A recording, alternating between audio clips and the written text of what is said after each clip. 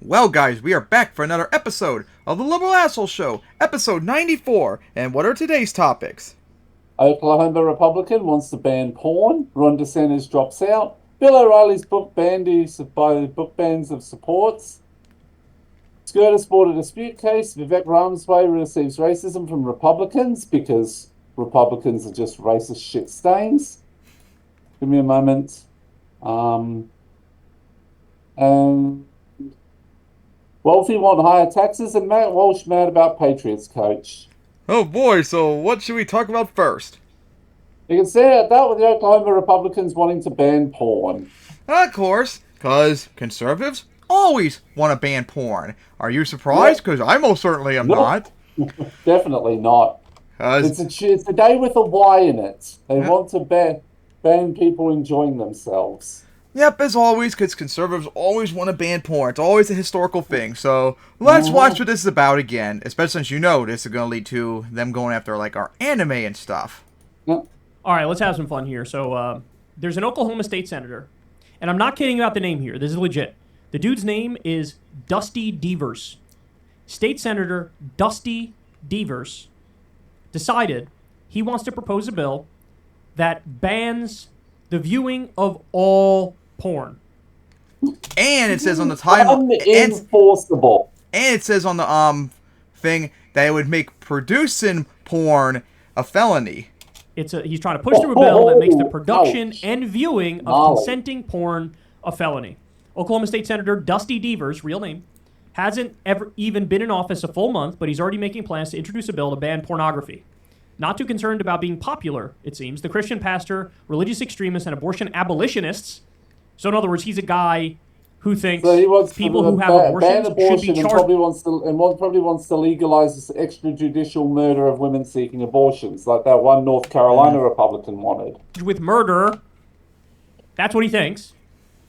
Yep. And they say he sort of looks like a flyover state Jordan Peterson. True, look at him. Yeah, I see it.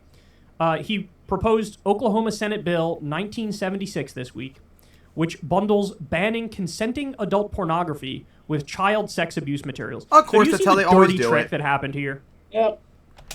It's a common tactic that Republicans always use. They bundle this all together, and if Democrats and liberals smartly vote against this, they'll be like, "Oh, you vote against this? You want child sex abuse materials to be allowed? Maybe you are pedophiles that we always accuse you of when we are secretly."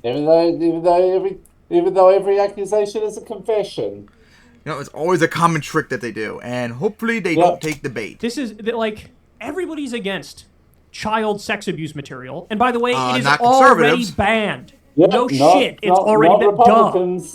But he's like, let's put in there banning all pornography. Material. Not only does Devers hope to ban, his name sounds like a porn star, and he's trying to ban porn. Not only does Devers hope to ban the production and procurement of consenting adult pornography, but he also wants to make viewing it a felony offense, punishable with up to 20 years in prison. Jesus Christ, imagine getting 20 years for watching porn. How many life sentences would all of you be serving? Infinite for me. The bill defines obscene material, hundreds, separate from its definition of child pornography, as any representation, performance, depiction, or description of sexual conduct, whether in any form or on any medium, including still photographs, undeveloped photographs, motion pictures, underdeveloped film, etc. In Devers' nightmare vision for Oklahoma, no horny hipster shall hold an undeveloped film strip of consenting nudes to a dim light. I don't even know how is this possible? By the way, there's been a whole slate of these sorts of bills being proposed now. One of the things they're doing in a bunch of states is they want you to give your driver's license information before you can beat off. So what, you're going to create a log of all the different things people are jacking off to, you fucking freaks? Get the fuck out of everybody's private life. It's unbelievable. So they're already doing that in a bunch of states, and it's already passed. This guy's just going a step further. Let's just ban it all. By the way, this is against the Constitution. This is against the First Amendment. Obviously. But he's pushing ahead anyway. Because conservatives don't care about that. I have to make. Of course not. You think this guy doesn't have some demons in his mind? You think this guy... Oh, he has a ton of them. Isn't dealing with struggles of his own? Usually if you're at the point where you're trying to ban everybody from looking at porn. What the fuck do you think he's doing? What kind of dirty, dark secrets does he have? What does his browser history look like? I bet he's into some deviant ass shit, man.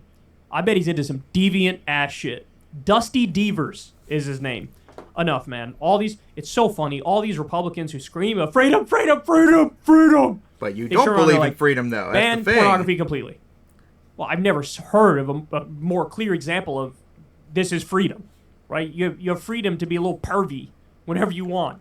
Type something into the computer, blow some steam off. That sounded gross, but you get the point. This guy wants to ban that. And there's this new push. By the way, this is straight out of the Project 2025 playbook. It's not even a new push. They've been trying to do this for decades. And they want to drag everybody down with it. But, you want to talk about inviting a backlash. Jesus Christ. If these guys actually succeed in what they're trying to do here, there will be a gigantic backlash. Something like you've never seen before. All right, guys, that's the show.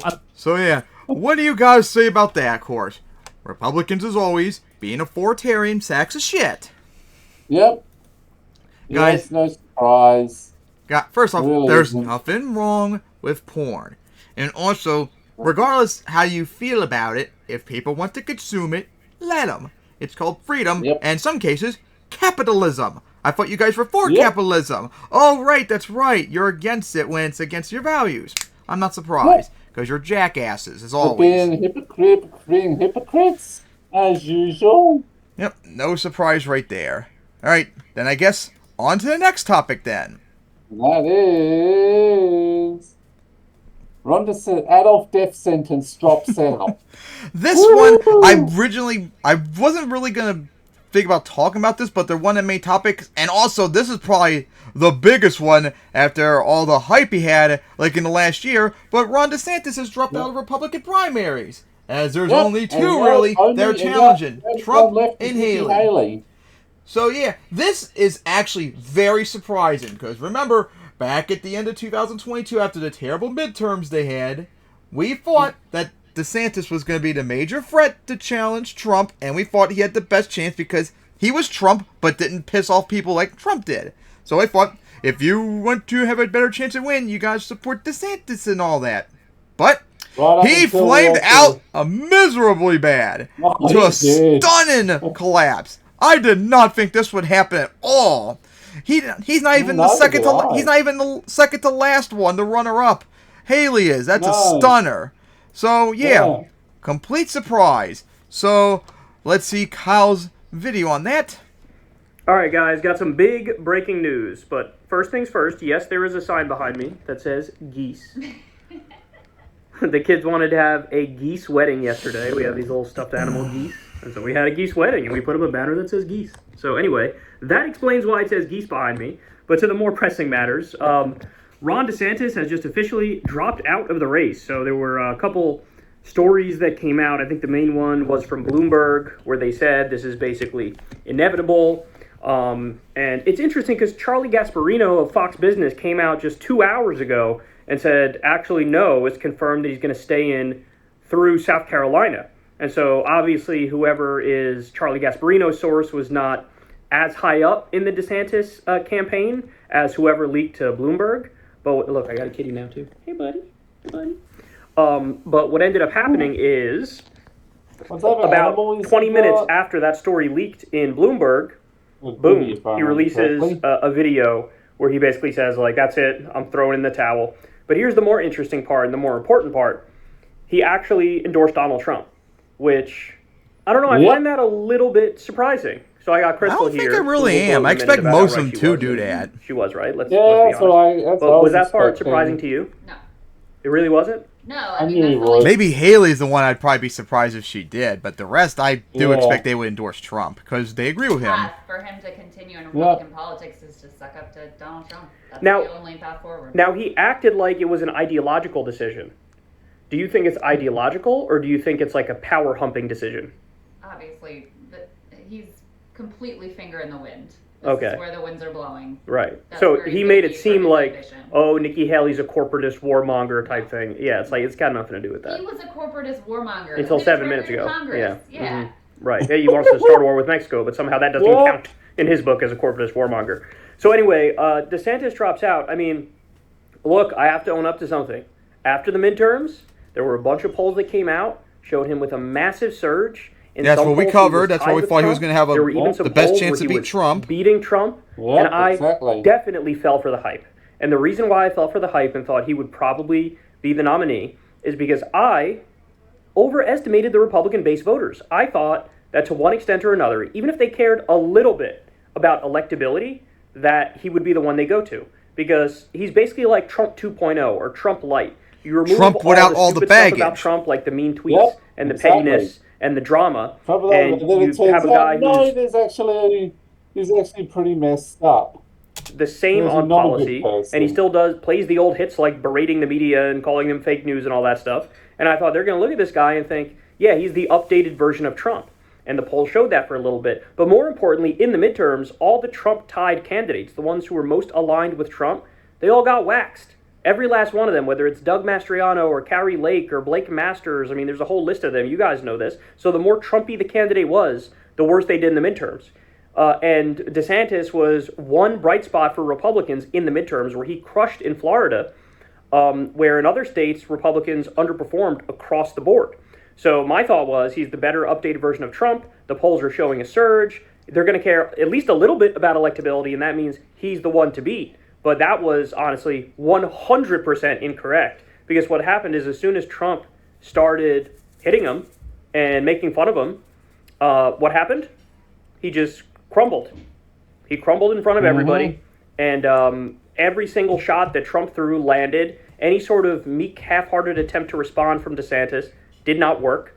So that was the result. And Yeah, this is a problem that a lot of these like Trumpsters that ran against Trump in the primary had. They could never stop sucking up to him and saying like he's the greatest president ever and all that. Well, if you think he's the greatest president ever and you're saying he's the greatest president ever to your base, well, why would they want to run? Why are you running against him then? Why would people want to vote for you then? You're in a primary. You have to tell people why Trump sucks and why they should vote for you instead.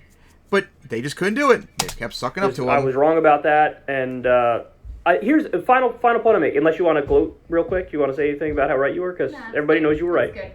Okay. All right. So here's also why I think this is a little bit stupid, though, because it looks like, if Nikki Haley doesn't win New Hampshire or South Carolina, then this thing is already over. And I really don't think Republicans are thinking at all about the fact that there is a really decent chance Trump does not make it to the general election, because he's got multiple cases which are trying to take him off the ballot. Some of them are succeeding, or at least, in certain states it's been upheld, and now it's got to go all the way to the Supreme Court. But even if you put that aside, there are 91 criminal charges against him. Even if he's guilty on some of them, it's a wrap. And then, of course, remember the 2 states that have him off the ballot at the moment. So who knows, maybe that momentum can spread. It's a wrap. And so it looks like there's no fallback plan. So what would happen in this scenario is Trump's going to win the primary, which is overwhelmingly likely. Then it gets to a general. Then whoever he picks as his VP would then become the standard bearer if Trump is taken off the field. And then I wonder if it was like during the primary instead, it would go to whoever's second place, which I'm assuming right now would probably be Haley. Yeah, it's Haley. I wonder if that would be the case instead, because he don't even have a VP nominee yet. So if anything, Haley should be probably second at the moment. Yeah, no. Desantis, I think, was second in Iowa, and then Haley was second. It would probably depend on who has the delegate lead, so maybe it might be almost tied between them at the moment. It is. It's what are basically, hang on. Let's look that up, too. Because whoever has the delegate... Nah, Haley's got more. Haley's got more now. Well, if we're being fair, she should be the presumptive nominee then if Trump gets taken out. That's the only fair thing. Have a Republican Party based around Kristi Noem or Donald Trump Jr. Which will be weird because the Republicans in power in the RNC would want Haley to be the nominee, but the base won't. So that'll be an interesting bide that they will be in. Which I think is actually very likely now, that he would pick his son as his replacement. So what do you see with that theory? What do you think of that? I could see it. I don't rule it out.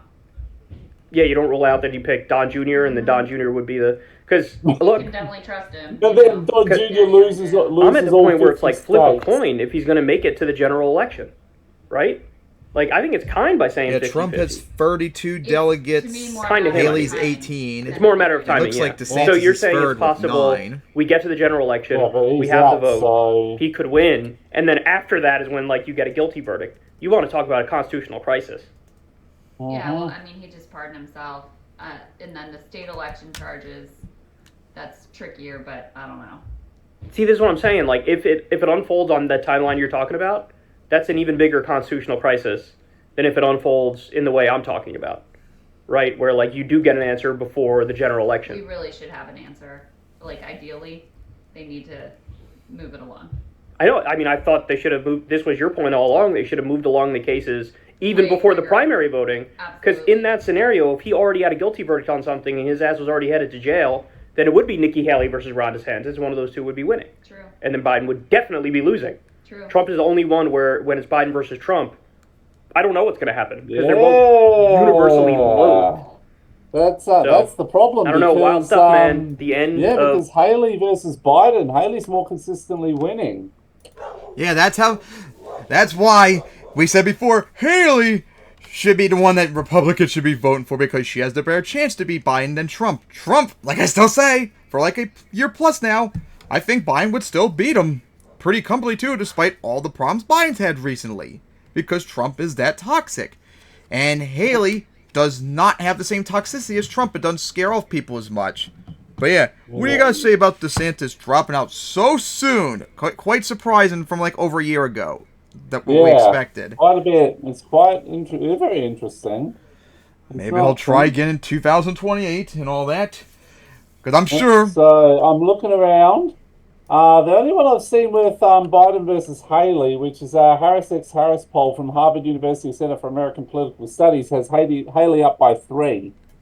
Yeah, margin of error, I can see that. Insights, which is up by 5, and Trump's up anywhere from, it's either Biden up by 1 to Trump up by 11, with about a 4-point thing to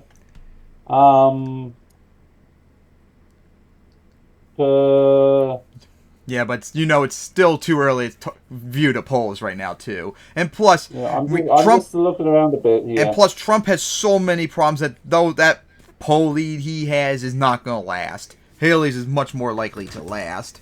So, like I said before, if you Republicans want to take out Biden so badly, then support Haley at all costs. Because Trump is not going to be the best electable candidate for you to win. I'm telling you.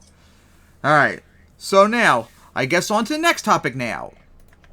Give me a moment. Number 3 is Bill O'Reilly's book banned for victim of book banning that he supports. Yep. So of course, I'm sure how many of those of them are there? Has this happened? Probably a lot. Like this is definitely more. Yeah. We've covered this before. Remember that we covered book ban. One of the states banned the Bible. That was hilarious. Oh, that was so funny. But yeah, I'm sure a lot of you might not remember him because he's been off the air for so long. But Bill O'Reilly, who used to be on Fox, has released a book recently. And it was banned recently by one of DeSantis' book bans, which is funny because O'Reilly supported it. So he supported his own book getting banned effectively.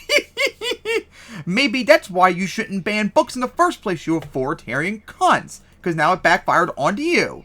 So yeah, let's see the excuses he'll make for it. So I'm sure you guys remember when Ron DeSantis was passing all sorts of anti-woke laws. And the main criticism at the time, when he was doing this, is actually a very straightforward criticism, which should have appealed to his supporters. Because these are the same people who say, oh my God, I care so deeply about the First Amendment and free speech and free expression. But as we all know, they don't believe in that. First Amendment rights. Well, the criticism of DeSantis' Stop Woke Act and all of his other sorts of bizarre crackdowns is that it is anti-First Amendment. There was all these book bans that were going on, and they cloaked it under the guise of, you have this hardcore pornography being shown to kids. Well, of course, we looked at the PEN America report of all the various books that were being banned. And it was like less than 20% of the books that were banned were of a sexual nature. right? And even smaller percent. I bet of those these people would not be books. too happy if they went to Ocean Pines Library, which they had an LGBT section near the anime section, manga section I was at. They don't. Oh, they would get very mad about that one, and then it'd be they'd be like, burn the witch! And then they'll be triggered by the manga section right behind it. They'll try to set the entire freaking set the entire fucking building on fire. See. Ocean Pines, Ocean City, and Berlin Library for my manga reading. Let's go. Is one that's actually crossing some sort of a line, especially at the time when you have the internet and kids, God only knows how young they are, when they're searching the internet and finding all sorts of stuff, which is probably Sailor not Moon good for Volume kids. 4 in my hands, conservatives? But they ended up banning a lot of books simply Do based on magical the fact girls that, trigger you when they transform? This one has a trans character in it. Yes. You know, this one... Or who knows, maybe it'll get off to it. In a totally non-explicit standard way, but just the fact that Since gay you know people they exist, seem we to have don't a lot like thing that. with Okay, so Japanese, take it remember? down, you know, ban it. And so there were all these book bans that were happening. Well, now the chickens have come home to roost. So here we go. Bill O'Reilly is outraged after school district pulls his books under Florida law he supported. Maybe that's why you shouldn't have supported it then, you Conservative dumbass. commentator Bill O'Reilly fumed against the Florida school district's decision to pull 2 of his books while officials determine whether they run afoul of a state law he supported. Escambia County School District has at least temporarily removed more than 1,000 titles. Let me repeat that. 1,000 titles from its shelves because those books have been alleged to contain pornography or obscene depictions of sexual conduct. Those include O'Reilly's Killing Jesus, A History, and Killing Reagan, The Violent Assault That Changed the Presidency. Florida Governor Ron Desantis signed the law in March 2022. Quote, unfortunately, we've seen some books in some of these libraries. I mean, you're talking about kids in middle school. Some of the stuff that has ended up there is incredibly disturbing stuff, Desantis said at the time. Presumably not about O'Reilly's book, but hilarious that now it's being applied to O'Reilly's book. Reached for comment by Newsweek on Friday, O'Reilly expressed his displeasure. Quote, it's absurd, he told the publication. Preposterous. He added this. When DeSantis signed the book law, I supported the theme because there was abuse going on in Florida. There were far left progressive people trying to impose an agenda on children. Far left progressives trying to impose an agenda on kids in Florida. Like, you know how like neo-lib Democrats are in Florida? They have like no progressives down there whatsoever. And you think everything's an agenda when we say, hey, LGBT people should be respected and treated like anyone else. Because that triggers you very violently because you want them all dead. There's no doubt about it. And the state has an obligation to protect children. But I would say they have a protection to protect LGBT people from cunts like you. How about that one? Wording of the law was far too nebulous in Tallahassee. Now that his book's affected, this is too broad, too vague, too nebulous. So that law needs to be tightened up. DeSantis needs to come out publicly and say, this is insane. We're not going to cooperate with this, and we're going to investigate the people who did it. Unbelievable. O'Reilly said he still supports the law, of course, because he's a fucking moron, but added that removal of his books is an abuse of the law. I want to emphasize the fact that there are abuses in certain school districts that harm children, he said. There are materials that are inappropriate, and those materials have to be specifically included in the law with language that is very specific. The pundit also took to X/Twitter, where he wrote, "This will not stand." So now he's on a crusade. He's being all melodramatic because it impacted him personally. Well, look, I'm going to say it again, guys. This law was always idiotic, always anti-First Amendment, and was always going to end in this way. Why? Because once you open that door, there's no shutting it. And it's mission creep. Slowly but surely, this book gets banned, and that's why if people want to read LGBT positive books, you fucking let them. It's not a big deal. It was because of Karens. They said, I don't know, this book seems a little too violent. Ban it. Well, guess what? When you have a book called Killing Reagan, and it's about an attempted political assassination on Ronald Reagan, yeah, some people are going to say, this is kind of violent. Oh boy. You should pull it. I don't think they'd like to read the Sailor Moon manga then, because there's a lot of death in those. And of course the right, too stupid to acknowledge their own hypocrisy, thinks like, no, when I wanted to do a law to suppress content, I didn't mean my content, I meant my enemy's content. But this is always how it works, you absolute jackasses. Always. Starts with one thing, then it goes to another thing, then it expands to another, and the next thing you know, all you're dealing with Should we try to ban the Bible again like that one state did? Yes. And that's what it is. Because in many instances, it's just... I mean, it's not us banning it, that was your guys' policies doing that. There's a trans character in this book, or we don't like the underlying message of that book, or this one is too sexual, even if it's really not, and this one is that, and this is what happens. So instead of correcting his position, you know what? Yeah, maybe the law had decent intent, but is just not right. Instead of even saying that, it's bring my books back, but I still love the law. Or better yet, maybe the law is stupid and we should get rid of it. Simple as that. What Desantis wants, what Bill O'Reilly wants, what all these goons on the right want. All the talk about free speech and free expression and the First Amendment and how they're upholding that was never true. They just wanted the power so they could be the censors. And it's everybody who disagrees with me, gone. Everybody who agrees with me, you get to have a platform and a megaphone and scream it from the rooftops. That's what it is at the end of the day. It was always a cheap trick. But it backfired. It backfired. So look, let's keep regularly backfiring. Here's the simple solution. Repeal the law. Bring back the books that were banned. And if there happens to be any book that's actually, like, obviously nobody wants Hustler magazine in an elementary school library, right? But it's not there, right? If there's the occasional thing here or there that maybe crosses a line, yeah, in that scenario you could have a librarian, say, bring it up to higher authorities and whatever. I'm sure there's some process where there's some standards as to what's in the library. It's fine to exercise that in the fringiest of fringe conditions, but or how about you fuck off and stop crying about it? How about that? Yeah, how about you they shouldn't have been mad. And now they're experiencing the chickens coming home to roost. So I can't say I don't trust these people no matter what absurd problem they have at all. I think his books because we all know because we know they're never going to stop at stuff they think is like actual porn. They're going to go after stuff like anime and manga, which we enjoy, regardless if there's any sexual content or not. They think anything related to anime stuff is sexual by default. It's a common stereotype. Total misinformation. I think he's a charlatan. And same goes for video games too. But so is free speech. So is free expression.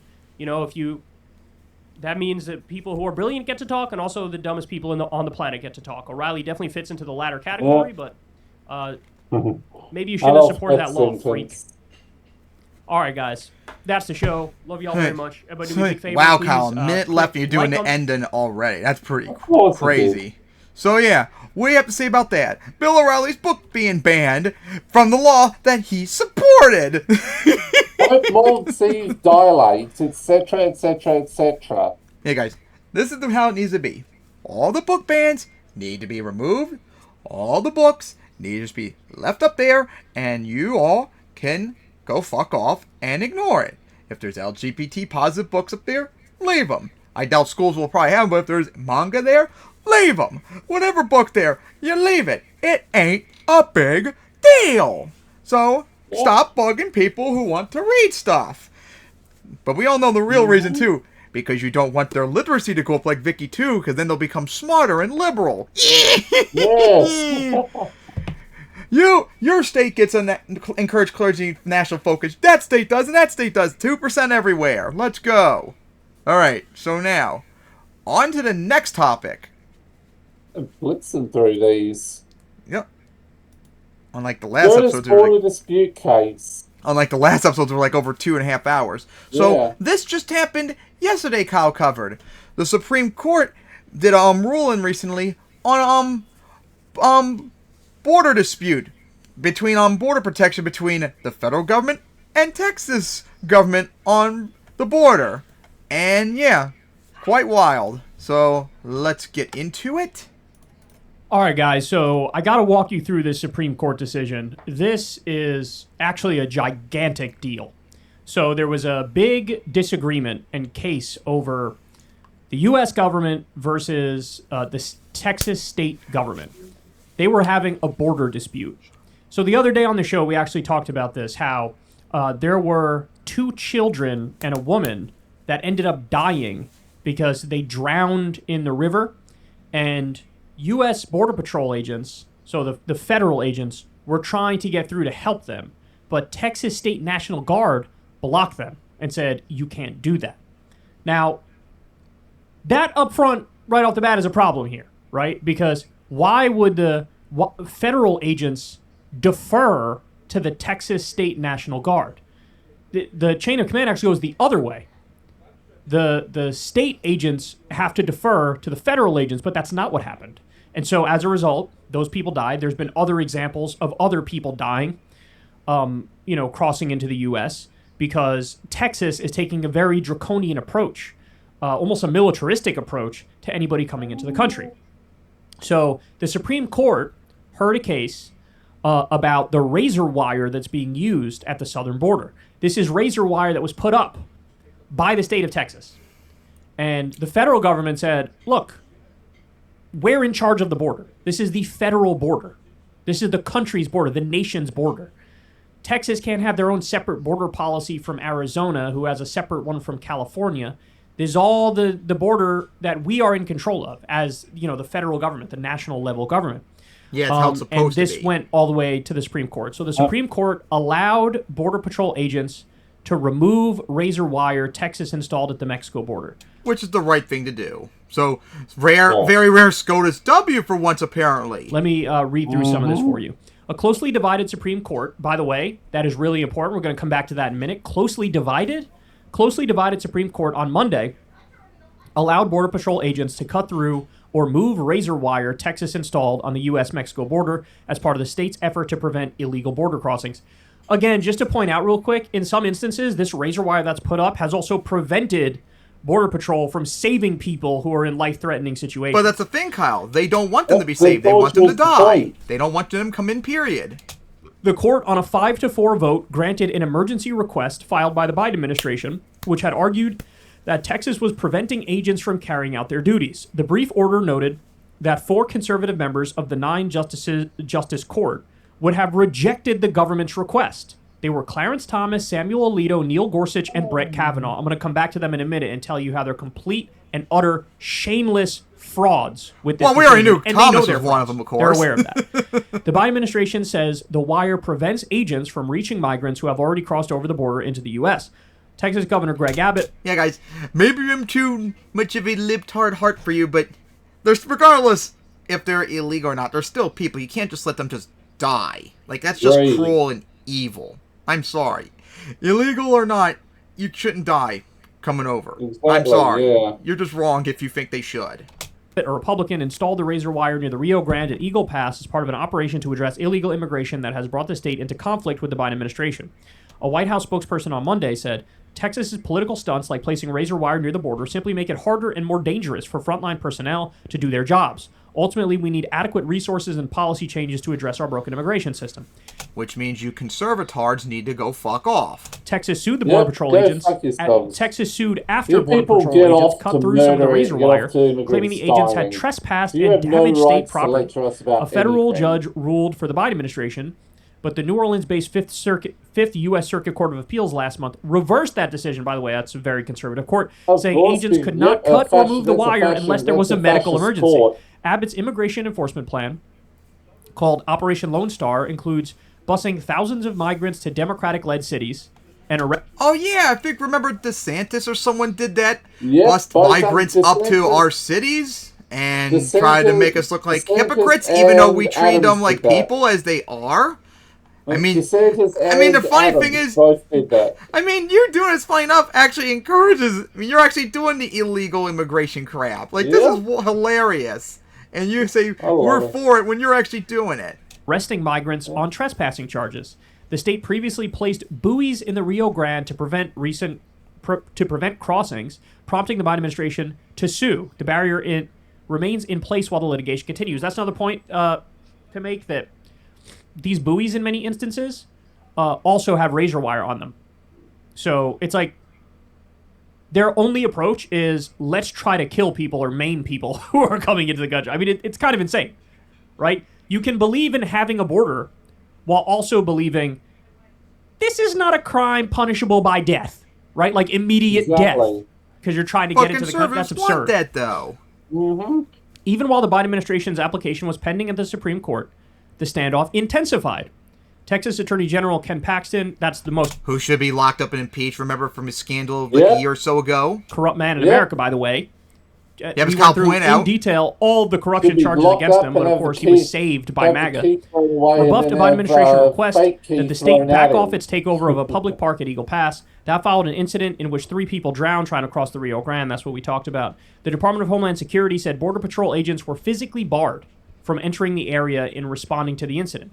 It is impossible to say what might have happened if Border Patrol had its former access to the area, including through its surveillance trucks that assisted in monitoring the area. Solicitor General Elizabeth Prelogar said in a court filing on behalf of the Biden administration. The Department of Homeland Security welcomed the High Court's order. Enforcement of immigration law is a federal responsibility, a Department of Homeland Security spokesperson said in a statement.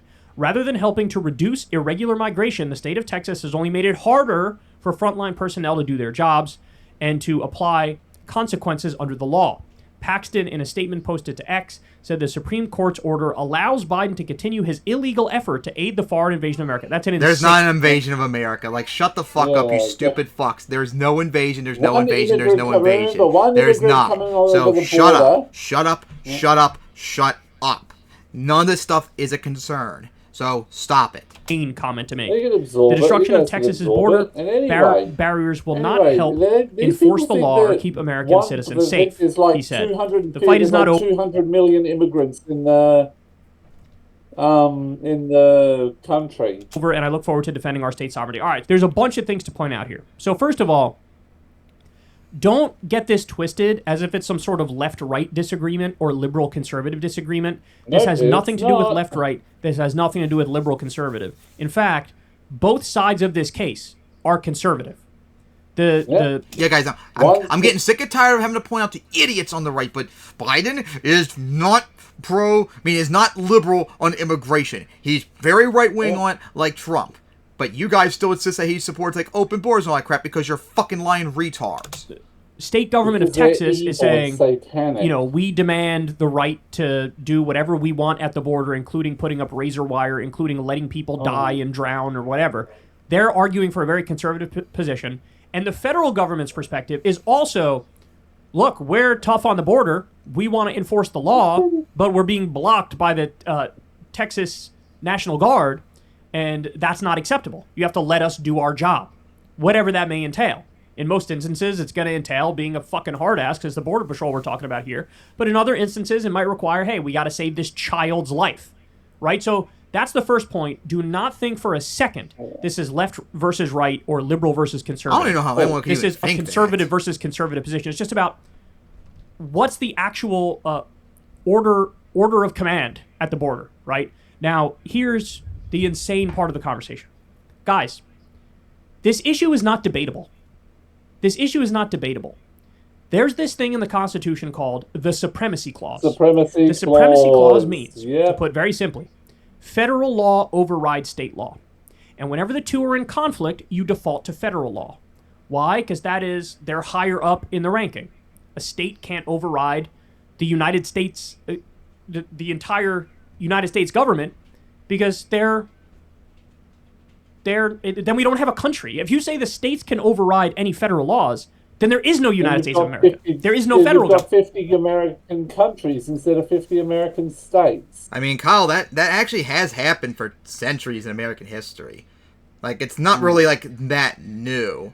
And here's a really big thing. What if Republicans try to ban abortion nationwide in the future? What about us states that want abortion legal? Guess what? We're going to say, fuck you, we're going to have abortion legal. We're going to defy what the state says. How about that one? What if they want to try and ban... Because remember, gay marriage for like 12 years before it was legalized nationally was against the law. But states still did it. And guess what? We said, fuck you, we're going to make it legal, and you're going to eat shit. And here's another one, too. It's more prevalent. Here's one that's prevalent right now. Weed. Weed's still illegal federally, but so many states legalize it. The states can, the government can go fuck off and let us have legal weed. See, unlike maybe Kyle and idiots on the... Oh, that's right, no, idiots don't have any position on the right, but I don't have a position. I don't have a concrete position on the states' rights or federal government thing because I support whatever the progressive cause on it. If the states want to do something progressive and the federal government is against it, I want the government to go fuck off and let the states do it. But if it's the reverse, and the federal government wants to do something progressive, and the states want to tell them to go fuck off, I want them to go fuck off instead. So I don't have a position on this. Whatever the progressive cause is, I support. It's just 50 little... where realistically, America is like about 3 or 4 countries, not just one. It's like 3 or 4 kind of regions you could almost consider being countries in one big country. Kind of like the EUs and the UK. Independent fiefdoms that are their own independent countries. Now, look, you might prefer a system like that. Okay, but that's not the system we live in. So the supremacy clause is crystal clear. Federal law overrides state law. So, in other words, in a situation like this... And on this issue, I do support the federal government on this. Yes. Yeah. Federal Border Patrol agents absolutely outrank the Texas State National Guard. What's insane is how rogue the Texas governor, Greg Abbott, is. Because he's basically saying, I don't care about the supremacy clause. I don't care about the Constitution. I don't care about the settled hierarchy. I want to make my own border policy. And I want to prevent the federal government from contradicting it, even in areas where the federal government is clearly correct legally. And so that's why you have a situation where there's razor wire all over the place. There's razor wire in buoys that are in the Rio Grande River.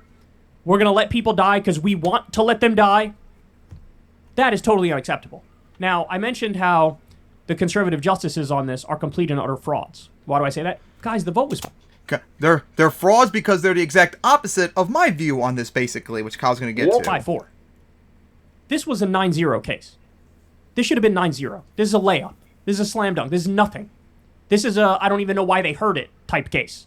But you all know that there's all of the conservatives who are like, we don't care about the law. We just care about being fascist pieces of shit. Justices who ruled with Texas on this. Understand the implication of that. Understand the implication of that. Now, would they turn around and say, think about this. Would they turn around and say, hey, I know marijuana is illegal federally, but the state government of California legalized it within their state. I'm going to declare the state government of California overrides the U.S. federal government. Yeah, guys, they're not going to do it because they don't agree with legalizing weed. So they are going to be for this federal government to crack it down if they want to crack it down. So California... Which is why we need to legalize it federally so they can't do that. California overrules the DEA, and if the DEA tries to do some drug enforcement in California, we're not going to allow it. We're siding with the state of California. They get to overrule. But like the point is, they're hypocrites on it. They support like one side of it, and usually more than a states' rights thing. But when the states want to do something that's progressive, they want to be against it. Whereas I'm open about it. I don't care what side I'm on. I'm going to be on the side what's the most progressive thing. Override the federal government. Would they say that? There's literally a 0% chance. Pick any issue where they disagree with it politically, and 10 out of 10 times they'd say... By the way, which Kyle's going to bring up, Anthony Scalia was exactly this person. Hey, no, the supremacy clause of the Constitution is clear. Federal law overrides state law. Constitution Yep, he completely flipped on the position, which Kyle's going to bring up. Weed is illegal federally. I don't care if you legalize it at the state level. If the federal government wants to enforce such laws, they have every right to do so. They're obligated to do so. So think about that, man. Think about that. By the way, this is the same thing. Antonin Scalia, who's this revered intellectual, the right-wing judge, Antonin Scalia, who passed away a while ago, he would do this all the time. He would suck himself off about, I believe in the plain-faced reading of the Constitution and interpreting the law as it was clearly written. Sure. Like, whatever the founders meant, whatever the plain text is on the page, that's what we go by. And then in some instances, when he agreed with the position, he would totally contradict his own ideology.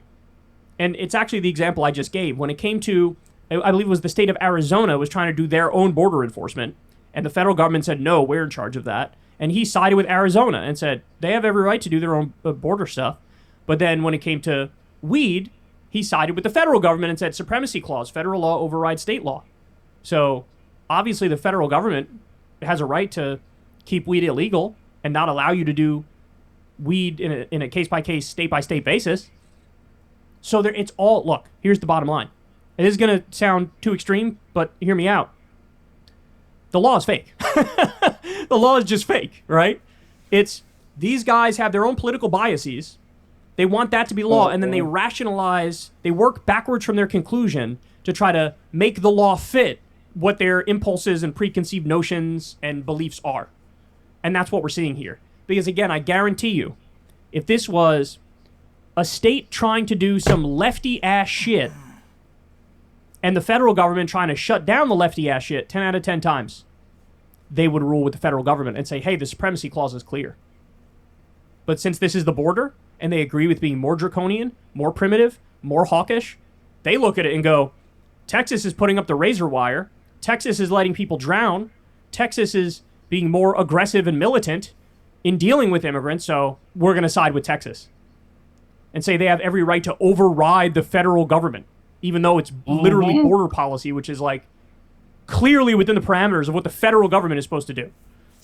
So, it is wild, man. This is a wild case. The fact it was 5-4 should terrify you. Because this was a 9-0 case. We barely held on to have the supremacy clause of the Constitution upheld, which is like one of the most basic things in constitutional law. Really, really wild stuff, man. Really wild stuff. And final point, and this is where we get even crazier. So Greg Abbott saw this ruling from the Supreme Court. You know what he did? He turned right around and said, we're just not going to abide by it. And he directed the Texas National Guard to put up more razor wire in reaction to this. Well, Biden, you know what to do. Then crack down on it. Basically, they will just disregard... Use the supremacy clause in your favor. They'll disregard any ruling they don't like. That's what they said. The law is clear. The Supreme Court backed up the law. The Constitution is clear. He goes, we don't agree, so we're just going to ignore it. The left would never. The left would never. And by the way, you might say that's a good thing because they're upholding, the institutions, etc. Fair enough. But, every now and then, especially in instances where, our interpretation is the correct one, it's actually, like, I guess the point I'm making is it can be commendable to disregard the ruling in a situation where the ruling is absurd, right? In this instance, the ruling's not absurd. The ruling is correct. And the right is still overriding it. Greg Abbott is still overriding it. Which, leads me to ask, well, what the hell's going to happen next, right? What's going to happen next? Are we going to have clashes between Border Patrol and between the Texas National Guard? Because we're not that far away from it right now. We're literally not that far away from it right now. It's wild, man. So, we're coming apart at the seams, man. This country's coming apart at the seams, and the fact that a case like this wasn't 9-0 proves that to me. Hey, y'all, it's been divided to some degree for a lot since the creation of the world. Yeah, America's not gonna fall apart for crying out loud. I don't know why you people on the left always keep insisting on this. You sound like right-wing dipshits that are obsessed with having a second civil war. Like, it's not gonna happen. Alright, so yeah, what do you gotta say about that, though? Shows that SJWs? No surprise that that guy's a fascist shithead who gets off to murdering people, watching people drown in the river. I'm actually surprised that SJWs would actually support the federal government in that regard, since that would mean they support Biden. I would have thought they would be like, no, thank you, and all that. But they did. But it also shows that the judges that voted against it are frauds because they believe in, like, they're hardcore, like, one side on the other, and they completely made a fool of themselves. But I'm not surprised, as they always do. Always, always, always. Conservatives always make a fool of themselves. Every time. Yep, I love it. So now, on to the next topic. And that is...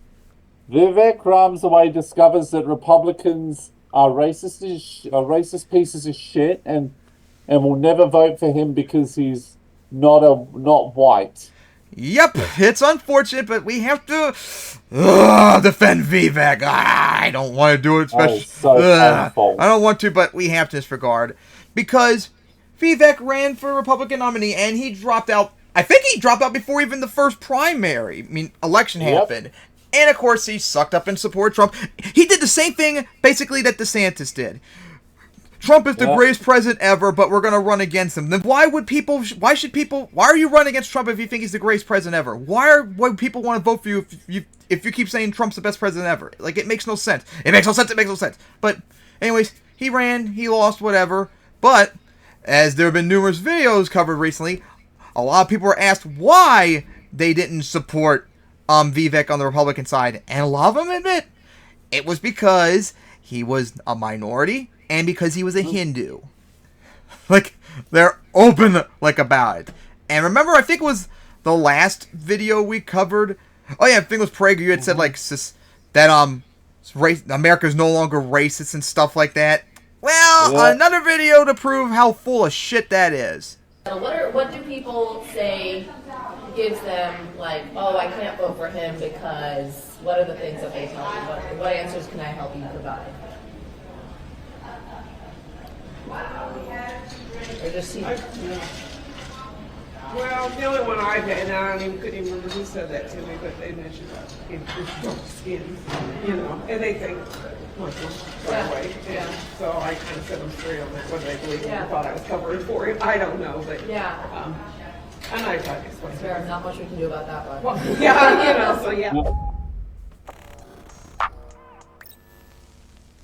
You just watched an Iowa Republican voter explain to Vivek Ramaswamy's wife, Apurva, that one of the biggest reasons one of her peers told her that they refused to support Vivek was because of his dark skin and suspicion that he may be a Muslim.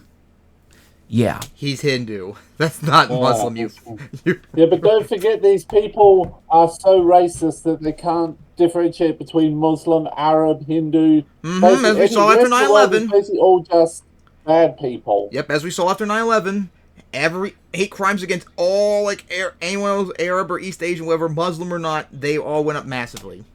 Now, this conversation took place recently, which means that Vivek's attempt to ingratiate himself with white supremacists in the Republican Party has failed, predictably so. And at that same event, his wife faced even more questions about their religion. Let's watch. So you had a question about religion?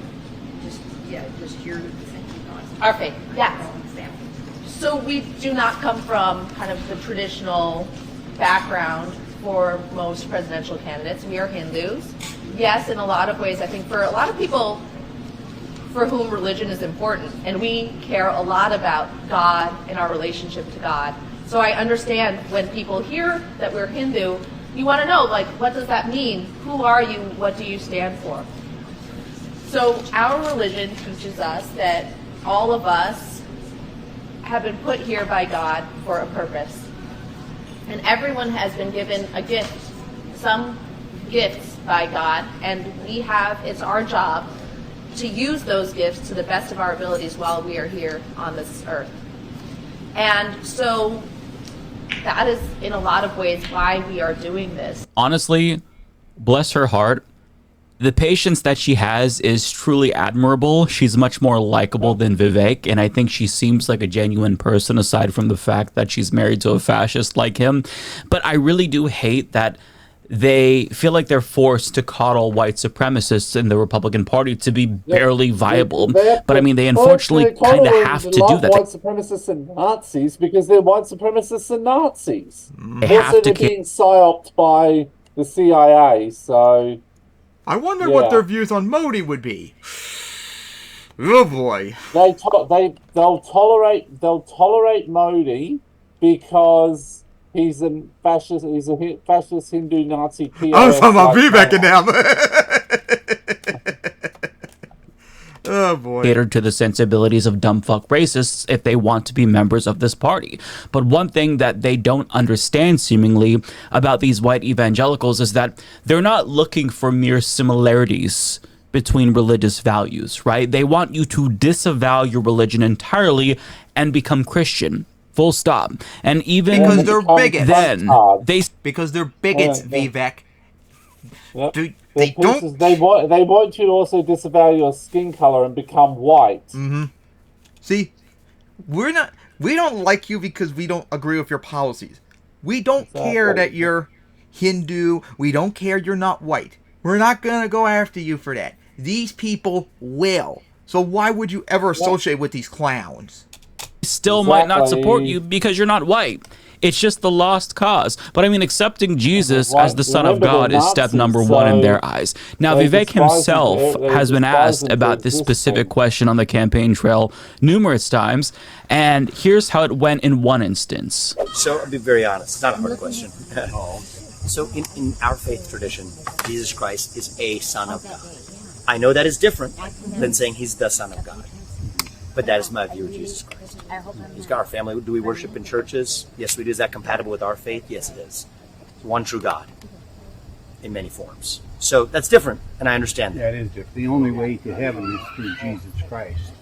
I think that is the path. That is a path to heaven is the way we look at it. But belief in God is what we say. Yeah. Belief in the one true God. That's the way I look at it.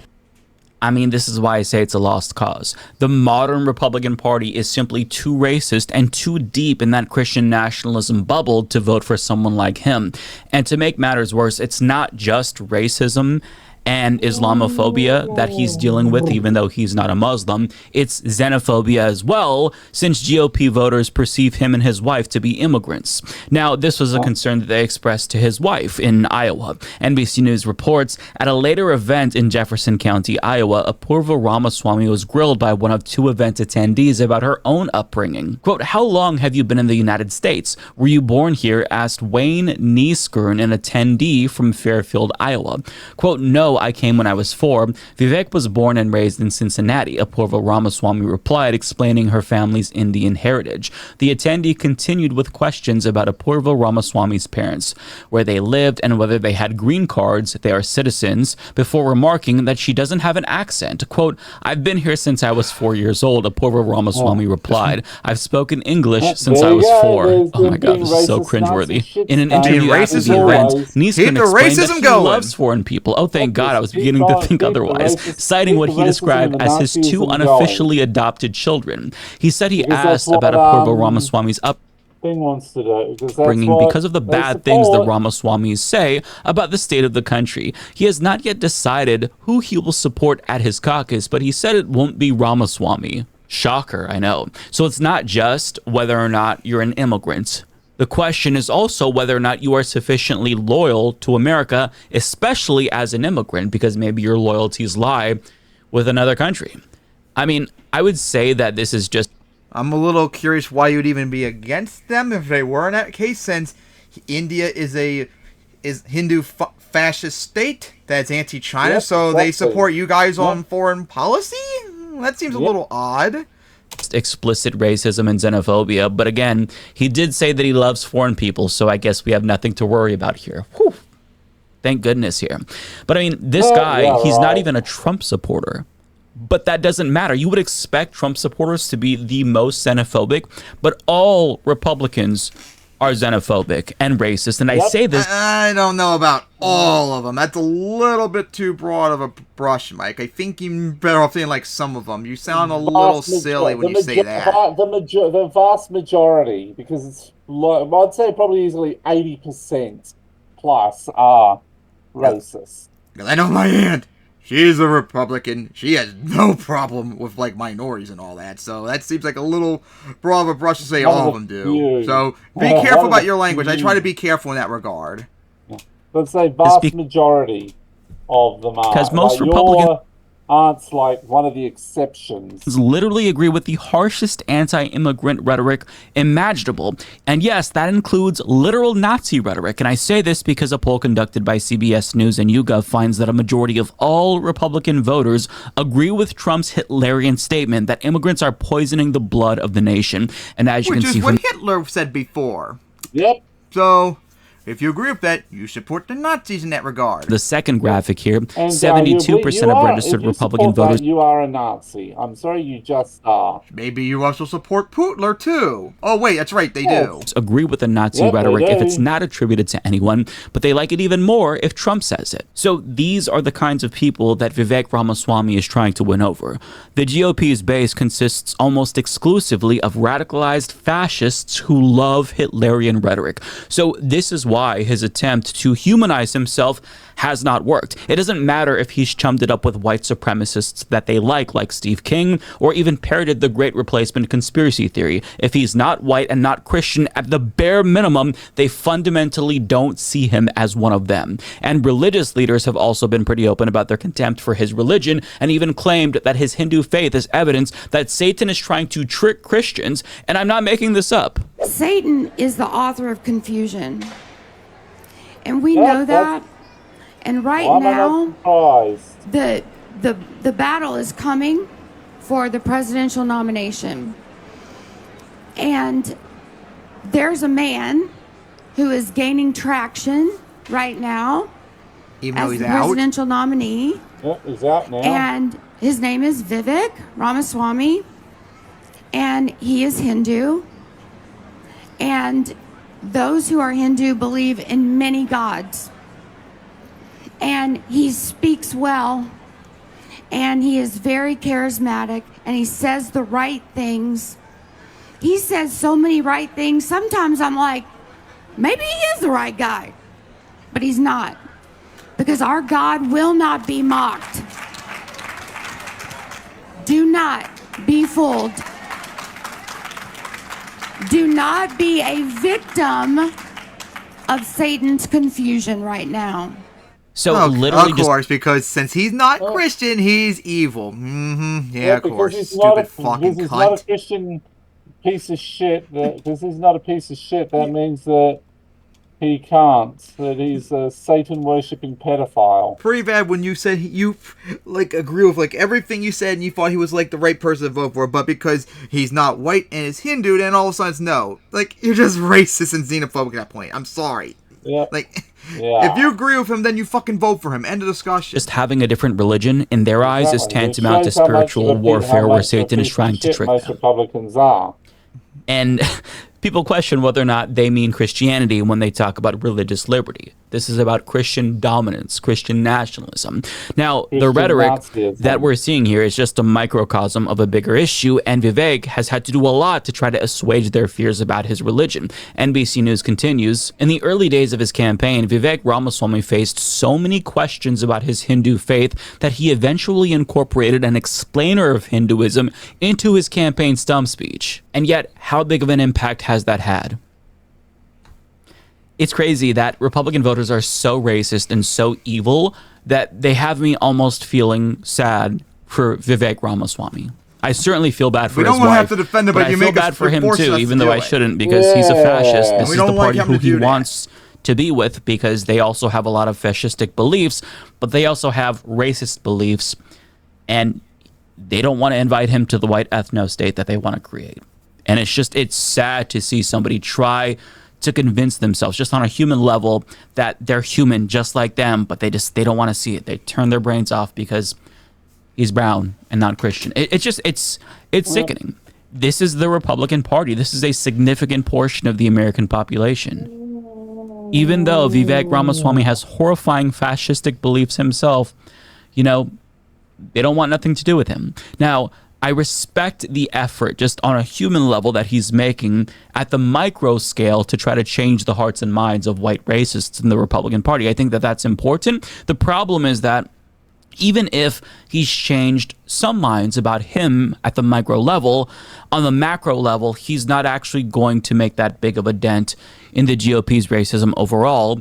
And that's because deconstructing these kinds of racist beliefs requires much more than just getting to know one non-white person. And at best, they're still going to be skeptical of non-whites, but just think that Vivek Ramaswamy is one of the good ones, but not because they see his humanity.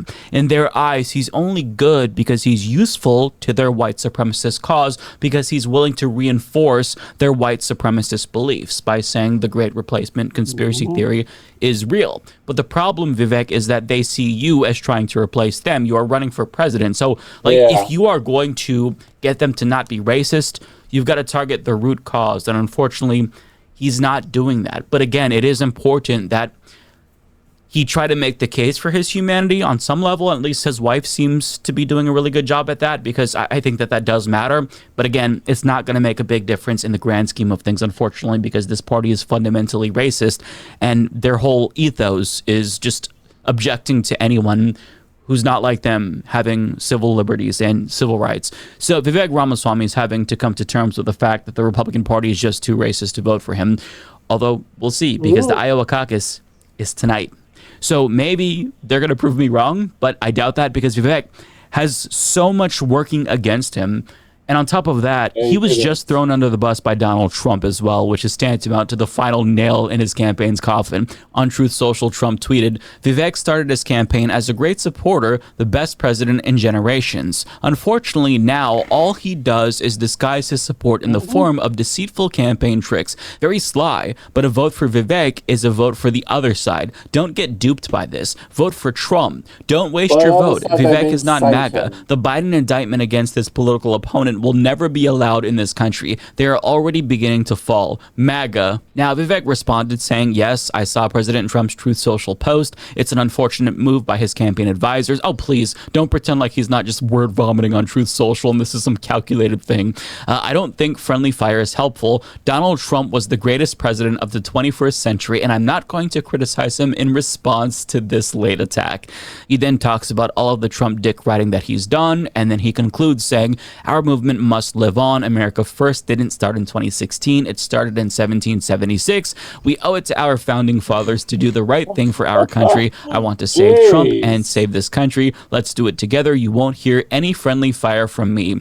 Trump then responded to that by doubling down, saying, a vote for Vivek is a wasted vote. I like Vivek, but he played it too cute with us. Caucus tonight. Vote for Donald J. Trump. Build up the numbers. In November, we must take our very troubled nation, a nation in decline, back from crooked Joe Biden and the radical left Democrats and thugs who are destroying it. MAGA. Yeah.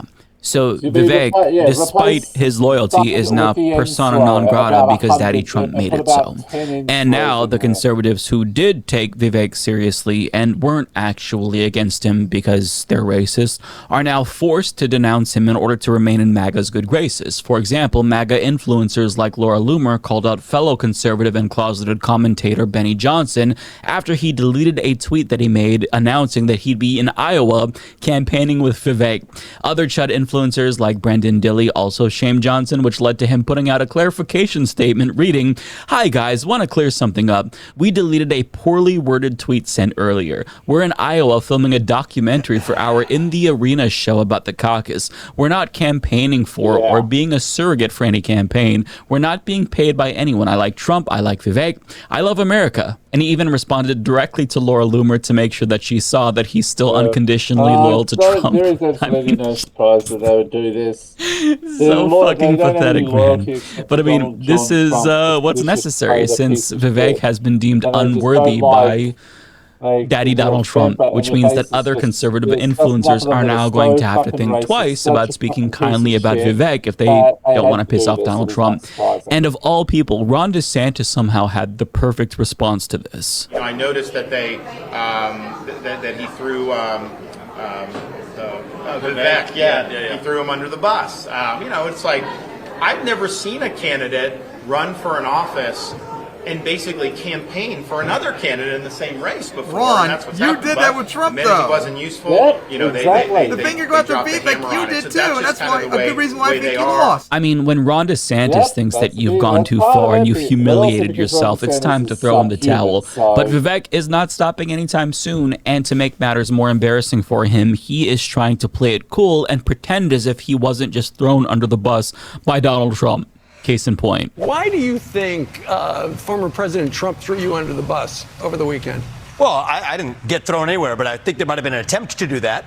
I'd say that it's partly because of what you were under the bus. Well, look, I'd say what Elon Musk and others are saying. The bus had snow tires on it. Well, I'll tell you this: I took it in a lighthearted way, but the truth is, people have to have their heads stuck in the snow not to see what's happening on the ground here. I know the mainstream media is ignoring it, but there has been a massive surge here late in the process. Mm-hmm. A number of endorsers who were widely expected to go to Donald Trump, legends in Iowa like former Congressman Steve King, widely expected to go for Trump, came for me. A number of the strongest constitutionalist conservatives have switched from the other candidates in the last 72 hours to me. Steve Holt came from Ron DeSantis. And so I think people who are actually on the ground are not blind to that reality. And I think the mainstream media, largely for better or worse, has been, which means I think we're going to see a shock tonight.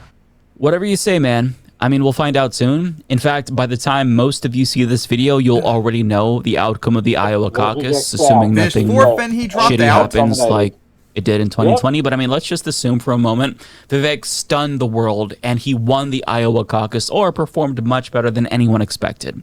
Does anyone actually think he's going to become the GOP nominee?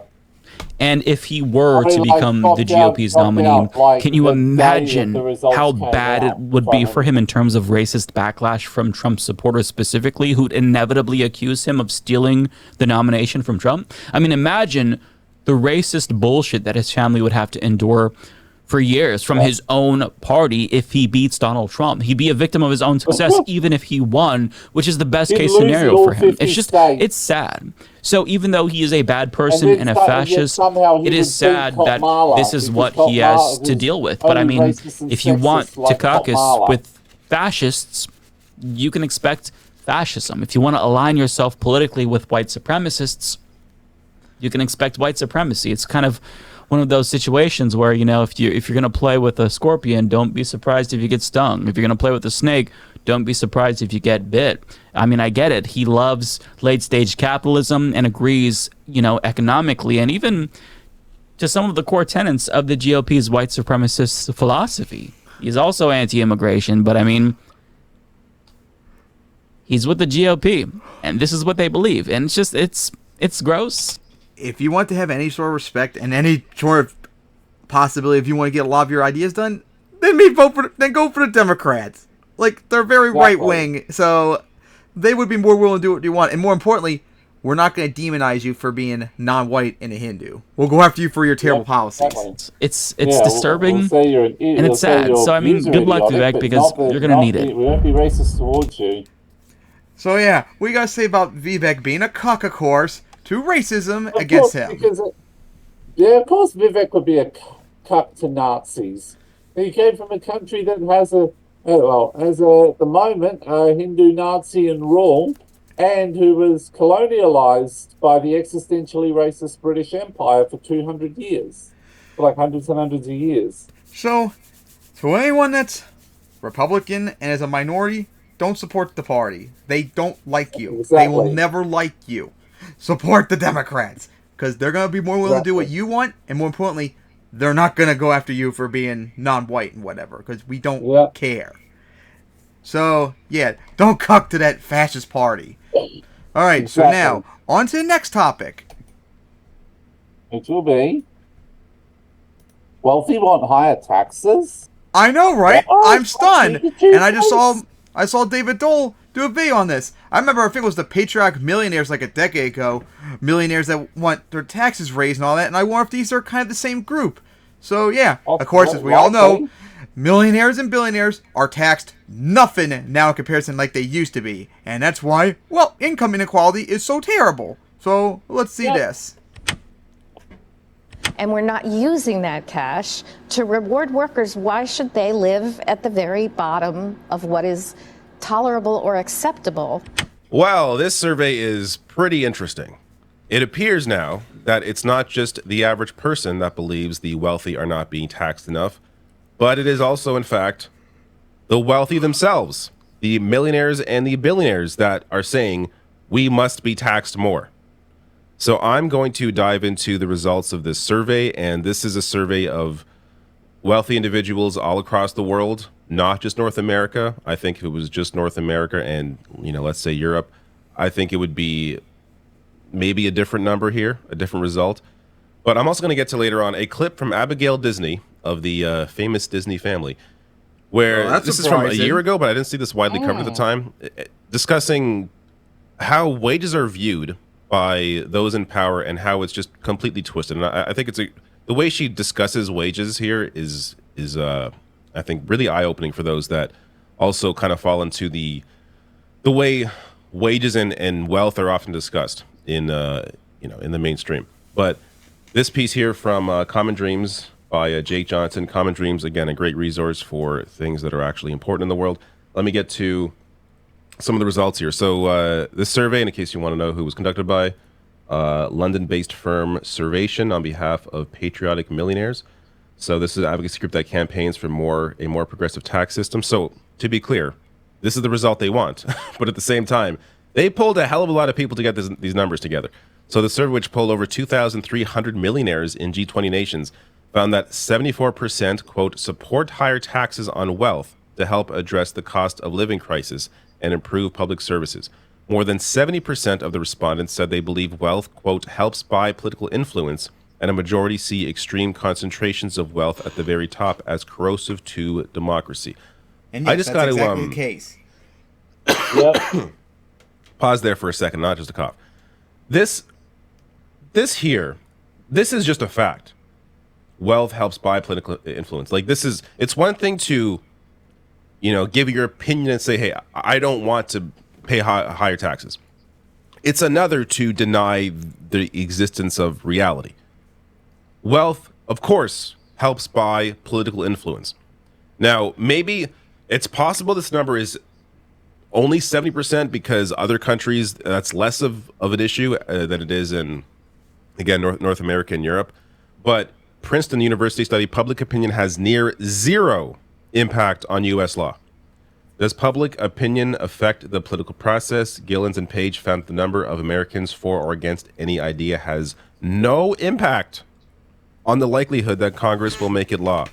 The preferences That's why so many policies that Americans overwhelmingly support never get done because the Congress and all that is corrupt by the wealthy. Average American appear to only have a minuscule, near zero, statistically non-significant impact. It has been the case like a decade when Kyle policy. covered this study. But the one thing that does have influence, of course, is money. And in America, I would say that's, even to greater degrees because of the amount of corporate money in politics. But this is still the case just generally in terms of the kind of company that those in power or those who are wealthy keep. And it's often, again, with those in power. It's the opinions. It's the people that politicians are around in most cases, who they're talking to. Whether it's closed door meetings, whether it's fundraisers or events to raise money for their campaigns.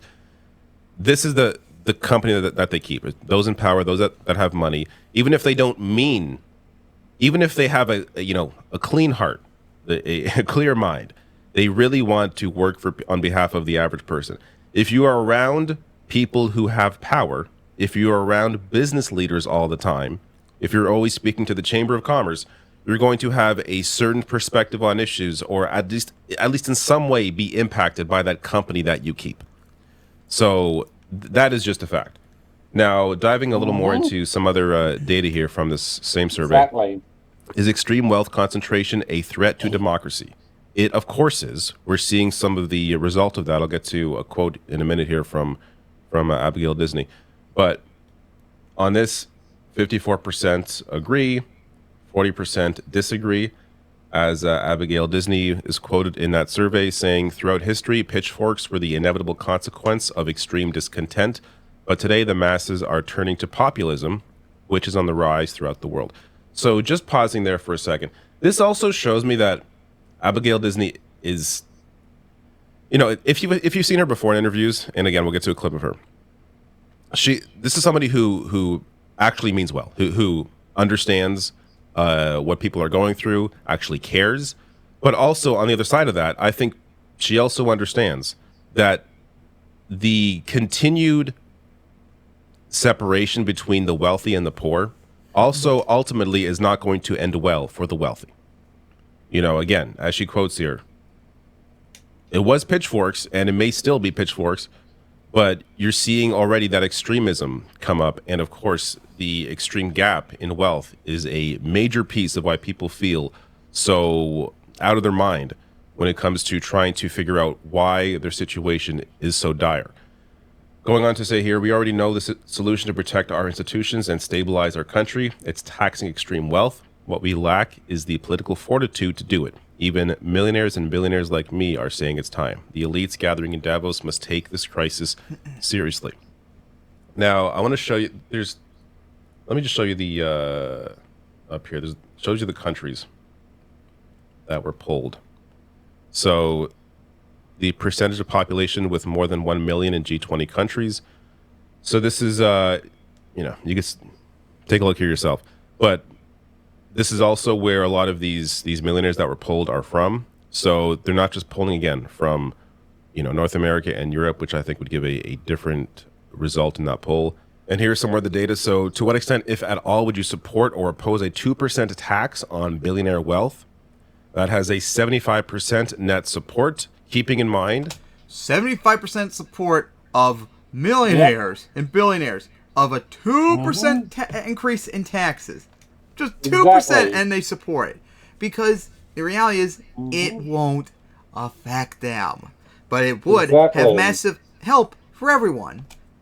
that, of course, a lot of those polled are not billionaires. They are many, I would say most of them likely were millionaires, but they do support that wealth tax. And then going on to say, to what extent, if at all, would you support or oppose a 2% tax on wealth if it was implemented across different thresholds?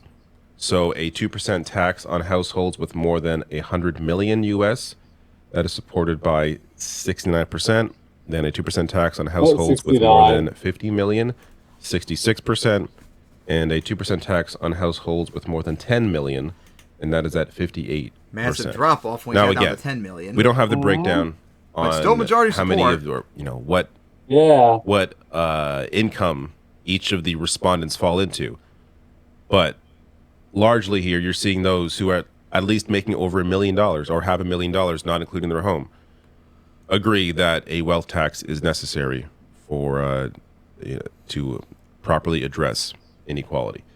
Now, this is the clip I want to get to from Abigail Disney. This is, again, from a year ago on CNBC, and this is just fantastic. Check this out. One of the things that most companies do is they pay what the market allows for, right? It's very rare where somebody in a hiring position sits around and says, can I pay you more? You know, can I pay you a premium above market? Right. And so how much of this is about the price tag that Disney pays versus the price tag that people are paying, for better or worse, in Orlando, for example? The problem with relying on the market too heavily for figuring out what you should be paying people is the market is in a state of near collusion around the idea of what you pay hourly workers. I mean, it is everything short of collusion in the sense that if I go to McDonald's, if I go to Wendy's, if I go to Amazon, if I go to a lot of places, I'm going to get something in the same range. But isn't that because that's the what market? the market decided. Right. But the market has also decided that there has to be these huge rewards for shareholders, huge rewards for management. There's so much cash floating around in American businesses today. They're so profitable, and we're not using that cash to reward workers. Why should they live at the very bottom of what is tolerable or acceptable in the public eye? I just don't understand. I know and I get it about cost, but labor isn't a cost. These are human beings that work as your partners in creating those profits. And if they're your partners, how are they different from management, and why are we not thinking differently about keeping them with you and retaining them and giving them livelihoods? I love how Abigail Disney here reframes the conversation around the market. And I'm going to go further on that. What is the market in terms of, who decides what wages are? The market are corporations. They're deciding how much you should make for what you do. Why should that be why should the market be the deciding factor? This is why there needs to be higher minimum wage laws, or laws for higher minimum wage, but also, even more importantly, unions. This is part of the reason why unions are so important. Because when you have when there are people working together to fight for their own rights, setting standards for what is acceptable in the workplace, that raises income for everyone, even those not in a union, because that union now is part of that market deciding what people should be paid in the market. As you see, and I've shown this a million times. So if you've watched my videos, I'm sure you've seen this a million times. But this is from the the Economic Policy Institute. As union membership declines, income inequality increases. So as union membership dropped since the 1960s, as we've been telling you all for years, the 1950s, you see the share of income going to the top 10% increasing, because workers in this scenario have less say. Because they have less say, who has more say? Who makes more money? Those at the top. Those running the show. When you include the voice of workers in the market, it's a lot more even. This is, it's peak right around this story is great. It's great to see this, because it does eliminate a talking point for politicians. The talking point that those that work hard deserve to make what they make. Well, they disagree with you, so you can't keep. Here's the reality, because I don't know if Dole really got into it much, when you are poor, or not wealthiest case, when you have money, you almost instantly will spend it because you have needs that aren't met. And so once you get money, you'll spend it. But when you're rich, you already have all your needs met and you don't really spend that money. You save it and it's just being wasted and all that. That's why the rich have to be heavily taxed. Because if they're not going to use their money, then let's tax the crap out of them and use that money to help everyone else become better off. That's why. Exactly. That's why we keep telling you all. It's us, the poor, and middle class and all that drive the economy. Not the rich. The rich get rich because of us. When us doing good, they do bad. Using that argument, but it this one survey is not going to change things. Ultimately, power still lies with the workers. Ultimately, it's still... I meant to show this too. Ultimately, the power of unions is still the most important piece of all of this. This just helps to eliminate a talking point. But this as well. It's worth showing this. So the gap between productivity and typical workers' compensation has increased dramatically since 1979. So as productivity increased, it meant very little for... Yeah, guys, this is another thing we've talked about before. The wages would rise with productivity and all that. But since we started doing free trade deals and deregulation and all the other crap in the 70s and 80s, that was decoupled. So now, Americans are more productive than ever, but we don't make anywhere near as much money. We've been largely stagnant for 50 years. Like we've covered this before. If minimum wage kept up with productivity, the average minimum wage would be over $20 right now. Where it's still only still like $7.50 nationally, and states it depends on what it is. No states even. Currently, Australia's minimum wage is $23.23 per hour as of July 1, 2023. I wonder what your productivity is in comparison. That'd be very curious to find out. But yeah, I don't know. Honestly, it's started to stagnate because of things like stagflation and that. But yeah, guys. Policies to guys. Deliberately hurt poor people because they hate them. Yeah, but productivity has, the wages have not kept up with productivity, which is another reason why income inequality is so high. How much people were making. Again, and this really speaks to largely the lack of unions during that time as well. See, 1980, the massive drop-off. Meanwhile, the income to the top 10% increasing. So that's also a big piece of it. But again, it's great to see this. It's great to see that those that must be taxed also agree that they must be taxed. But it's going to take the political will and worker power to even get a fraction of what is necessary. So yeah, guys, what do you guys say about that? The rich in these polls want to be taxed more, which is the correct thing. Yeah, it is a good thing. It needs to be done. They need to be taxed more, and we need those tax money to fund social programs that help us and will make America better, like how it was from the 50s into the 70s. Because remember, all back then, the wealthy were taxed like crazy back then. And did it affect them? Yes, no! They were making more money than they probably are now. Because higher tax on the wealthy is good for everyone. There's no excuse about it. Exactly. So we need to do it. All right. So now, on to the next topic. And the final one is Matt Walsh mad about new Patriots coach because he's black. Because he's a Nazi. So yeah, guys. After 23 years, Bill Belichick of the Patriots left. And, of course, the Patriots already got a replacement like 2 days after he was let go. Gerard Mayo, who was a former Patriots player. He's now the new coach of the Patriots. And, of course, the NFL has a policy called the Rooney Rule for like the last 20 years where if there's a coach and a coordinator position that they're hiring, they are supposed to interview a minority person to be for the job and all that. Now, the Patriots bypassed it as...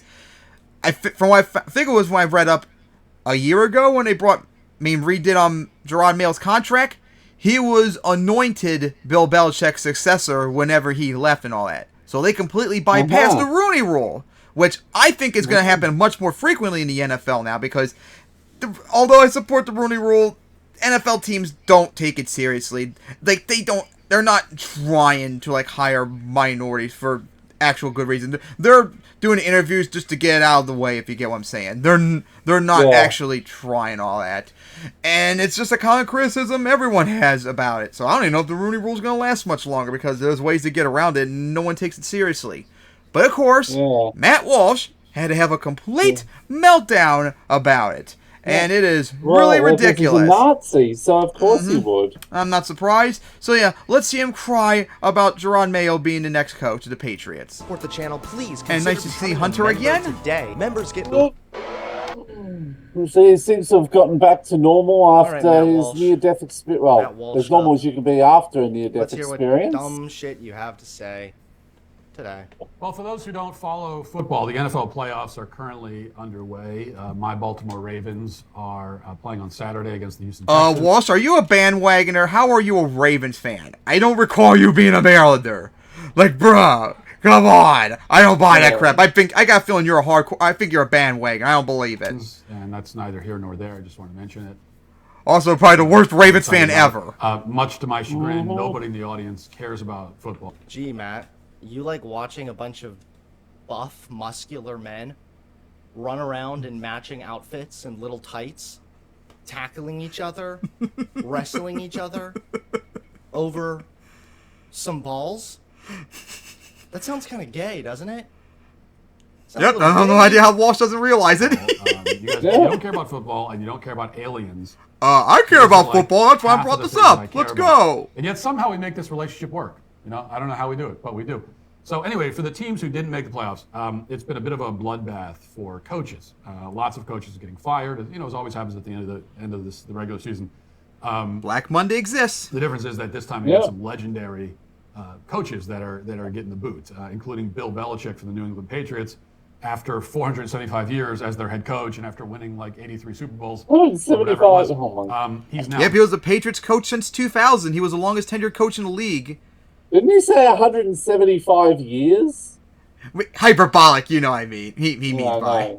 Because like I said, he was the longest tenured coach, and of course won the Patriots 6 Super Bowls. And a few days ago, his replacement was announced. And the guy taking over is named Gerard Mayo. He's 37 years old. He's a former player. He has no head coaching experience. He has very little. He actually does have I can't remember what position he is, but he does have coaching experience. Just not like head coach or coordinator. He's been with the Patriots since 2019, I believe. I'm gonna look that up again, but it's not like they just hired him out of nowhere. No, he had some experience and all that. So this is just cap that he's saying. Coaching experience in general, and he's the guy they're bringing in. Yep, I'm looking up right now. He was the inside linebackers coach from 2019 to 2023. So yeah, now he's the head coach. To take over the most successful, take over for the most successful NFL coach of all time. So we'll see how that works out. I'm guessing it will work out very poorly. That's my prediction.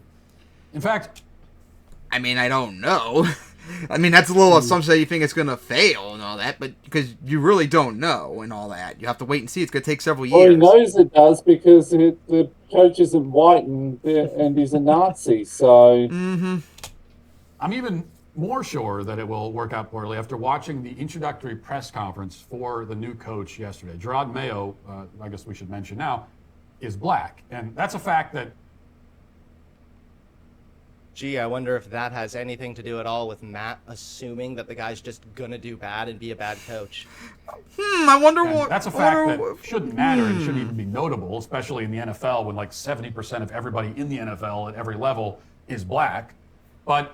yeah, but coaching stuff that's very minority still. Point during the press conference, which in turn made the press conference a subject of discussion on social media, with lots of people sharing their opinions about it. So first of all, just as context, it may be worth noting that Mayo explained in his opening remarks that after retiring from the Patriots as a player, he was first a player and now he's a coach, but as retiring as a player, he initially left football and went to go work in the financial field. And it was while working in finance that he learned a valuable lesson that will help him as an NFL coach. And here he is explaining that lesson. I took a break. I went to Optum. I needed a break from Bill. I went to Optum for about 4 years. And I came back. And one thing I came back with I learned a lot at Optum. Larry Renfro, Mike Mateo, those guys. I learned a lot at Optum about diversity, right? About diversity and inclusion. And you better believe it. Being the first black coach here in New England means a lot to me. Oh no, Matt Walsh is not gonna like this. Anytime we have conversations about diversity and inclusion, Matt Walsh gets very uncomfortable. Don't ask yourself why. Of course, because having minorities anywhere is evil to him. Part of a Jewish plot to destroy the white man. Go watch the NHL then if you want all your white players then, buddy. Take ideas from other people. Black, white, green, yellow, it really doesn't matter. Old, young. Yes, this is an NFL head coach taking over for the greatest coaching legend in the history of the sport, explaining how he learned about the importance of diversity and inclusion while working in finance. What is wrong with what he said? So? Yeah, I don't see what was wrong with what he said. And I'm not even, like, we've made it abundantly clear we don't like woke scouts on here, but nothing he said was a problem. Nothing woke whatsoever. Banks, for example, when utilizing it's because people are have more diverse managers. It's because minorities exist. And more women involved. Minorities existing is not a problem, Matt. Company, those banks tend to do better and perform better. That's a financial thing. That's the financial industry. And that's a very real study also, by the way. Yeah, you could absolutely have learned the importance of diversity and inclusion while working in finance. How is this so crazy for him to possibly comprehend? Not to mention, if you're working in finance, what sector? Could you have potentially been kind of put in a position where you're forced to recognize the disparity between wealth when we're talking about white people on average compared to black people on average? If you are a Patriots fan, it's hard to imagine a more discouraging thing to hear from the new head coach of your team. I don't really think Patriots fans would care about what he said. I really don't think that at all. Yeah, it's so discouraging to hear that diversity is important. I mean, there are worse things, I guess. He could have said that he learned about diversity and inclusion from, watching Dylan Mulvaney TikToks. He also noted that I am an ape. I mean, you are obsessed with that person. Dylan Mulvaney to coach the team. That would be worst of all. We're not quite there yet. We'll be there in a few years. So. Oh yeah, because someone who's trans being an NFL coach, that's such a bad thing. Yeah, sure, buddy. Everything is, remember? Yep, I know. I'm sure you're very triggered by a couple gay players there in the NFL too. And also he's probably also triggered by interracial people. He's probably also triggered that the NFL has a woman referee and all that. Oh, he absolutely would be. That's the worst you could think of. What if he said he learned about diversity and inclusion from you, Matt? Now we're talking about a really bad outcome. In any event, this comment about diversity and inclusion, I think, lends some context to what happened next. During the media questions, during that portion of the event, when they took questions, Mayo and the owner of the team, Robert Kraft, were asked, of course, about the significance of Mayo being a black head coach. And Robert Kraft gave basically a good answer. He said that he hired the best man for the job, and that man just so happened to be black. He said that Mayo's color is not relevant to him. Like, he wasn't looking to hire a black man. He was just looking to hire the best guy, and this is the best guy in his opinion. Happens to be black. It doesn't matter. So that's the right answer. Like, that's the correct answer. That's a good answer. I'm sure NFL. I know NFL owners are not really the smartest people, but I'm sure most of them would still try to deal with that. Like, come on. I don't know if that's actually accurate. I'm not sure if they hired the best man for the job or if they were looking to make a diversity hire. We do know that. Oh my God, Matt! They did not do the Rooney Rule for this. They signed him on last year as a successor. It was in his contract last year. He will replace Bill Belichick if he ever was gone. This has nothing to do with diversity, you fucking idiot.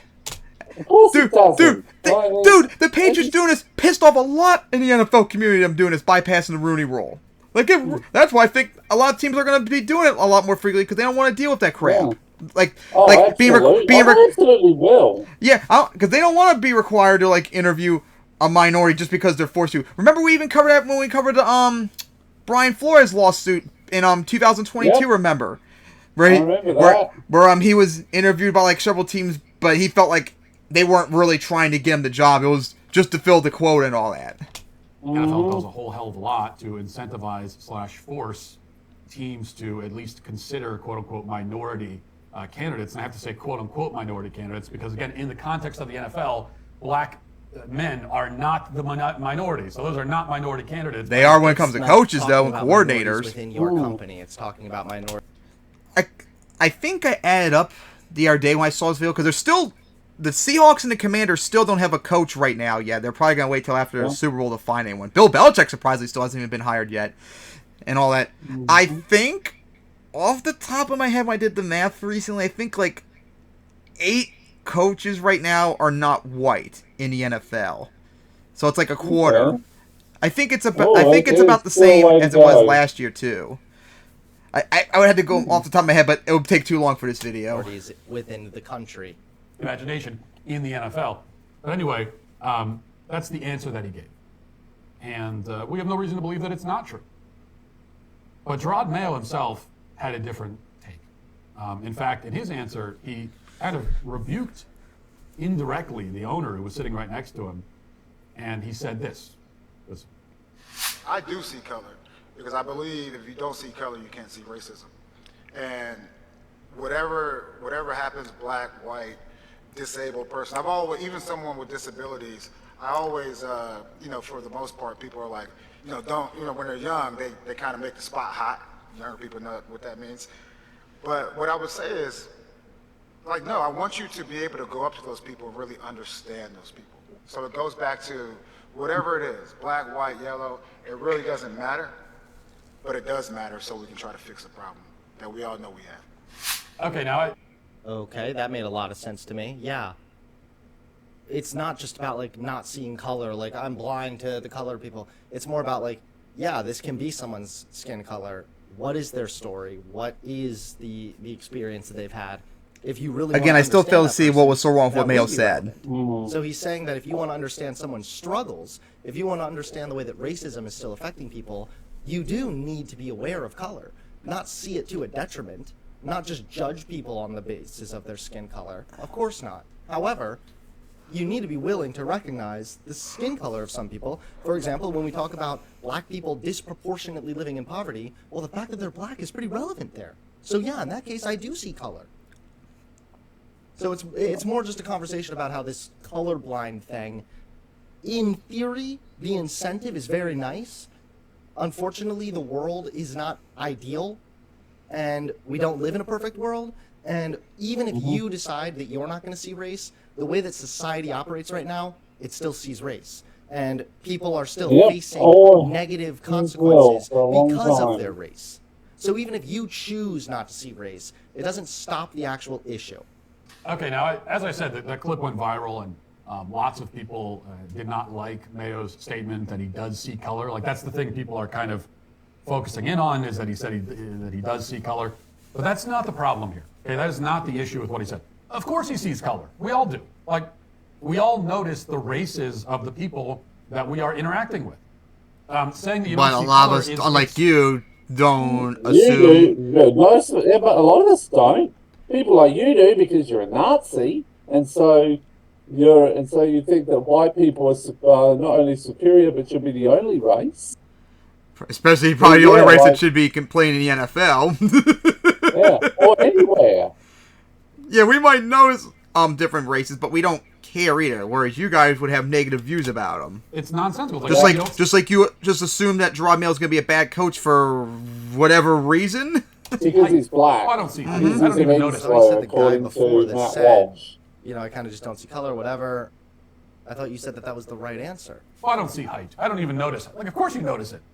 If somebody's short, you notice it. If somebody's tall, but are they going to judge people by it, though? That's the thing. You would, but the rest of us would. Usually when people say I don't see color, they don't mean that they literally don't see color. Of course they do. I think that they mean they're not going to let that affect anything whatsoever when it comes to their assessment of that person, which again is probably the better thing to do when you're dealing with people individually. However, when it talks about the relevance of seeing color, it's about understanding how that may have affected their experience. You notice these facts about them. There's nothing wrong with that. We don't have to pretend and should not pretend that we don't notice other people's races. Yeah, but sometimes you notice other people's races, and then there are subconscious things that play out because of that. You might subconsciously feel a little bit uneasy and unsafe around this person. Maybe they are going to rob you. It's getting kind of late. It's just you and this person. I don't know. Sometimes those subconscious preconceived biases come out without even realizing that you have them. So it's not about whether or not you see color. It's also what happens to you when you recognize someone else's color. It's completely silly. So that part is fine. The rest is the problem. Because first, the reason why he says he sees color is well, if the reason had been, well, I do see color because I have eyes, and it's a fact about someone that Again, what it means to see color is more than the literal sense, Matt. God. Can see, and so I do see color. If he had said that, then that would be fine. But instead, he says that he sees color so that he can stop racism. Well, it's 2024, and yeah, what he means by that is if you don't see color and you don't take into account for the relevant factors of someone's race, then you cannot address racism or systemic racism. Mm-hmm. It's actually pretty simple. So this guy is, according to him, constantly on the lookout for racism. Even though as a black... What? Did he say he was constantly on the lookout for racism? Did he actually ever say that? NFL player turned coach who is 37 years old and has been a star athlete all his life, he is unlikely to have ever encountered very much racism. Okay. Really? Are you sure about that? In fact, it's like almost all but guaranteed. You're going to assume his life experiences there, Matt? Than he has. Well, of course he is. Of course he's going to do that about all minorities. What is this, the Oppression Olympics? Matt, how have you faced more racism? Do you know this guy's story? When did sure, Matt. I mean, you faced more racism. Did he sure. come from a poor background? Mm-hmm. How do you know this? You just assume, dude. God. Yep, Matt Walsh, guys. He's been a victim of racism more than this black guy. How does he know this? He doesn't. He just has a feeling in his tummy. Next of being an NFL player, like as an NFL player and now coach, you're not encountering any racism at all. Ever. Oh, like, crap. Bull crap. Dude, the NFL almost unofficially has segregated positions for crying out loud. Like, I'm sure you've heard the controversy of people crying about, like, there's not that many black quarterbacks and all that. I'm sure you've heard that. Because that's like a... Of course, that used to be the case where blacks were not quarterbacks and linebackers because they were considered like the smart position for offenses and defenses, so they wouldn't want black players to be those positions because they're too stupid to do that. But there's segregated positions unofficially in NFL. Like, blacks are most likely never kickers and punters. They're almost all white. It's very rare that you see white, black kickers and punters and all that. It's also true for white players. Like, you almost never see white running backs and wide receivers. It's almost all black. And this is the most damning one, too, is that there's very rarely any white safeties. And more importantly, there's almost no cornerbacks that are white in the NFL for, like, the last 20 years. And I'm not kidding about that. There's, like, 20 years straight of, like, no starting cornerback in the NFL is white. It's, like, almost non-existent. And there have been many players that came into the NFL for, like, college and high school, and like, white players. I think it was, God, I can't remember his name. He was, running back for the Vikings a couple teams back, like, around this time in the 2010s, where he was told by, like, coaches and stuff back then that you probably shouldn't be, like, a running back and all that because you're not, like, built for it. And he felt it was, like, more like a racial thing and all that. Like, there is, like, racial segregation in terms of positions in the NFL. Not even enforced, and it applies to even whites, too. Like, come on. Like, there probably is some racism in the NFL. I mean, it's not enforced ever like MLB, which actually had a color barrier, but I'm sure it's there. You literally don't know this. Yet he's constantly on the lookout for it, he says. Matt, you played us the clip, and now you're saying he said something that wasn't in the clip. This is what it means to value diversity and inclusion, after all. I mean, that's what it means. He said he values diversity and inclusion, and now he's explaining what that means. And this is what they taught him. It means being aware of how color can play a role in certain people's experiences and how racism is still a factor. That's all he said. That's literally all he said. The most mundane, mild, timid little thing. And you're up here pissing yourself over it, Matt. You're such a little bitch baby. In finance.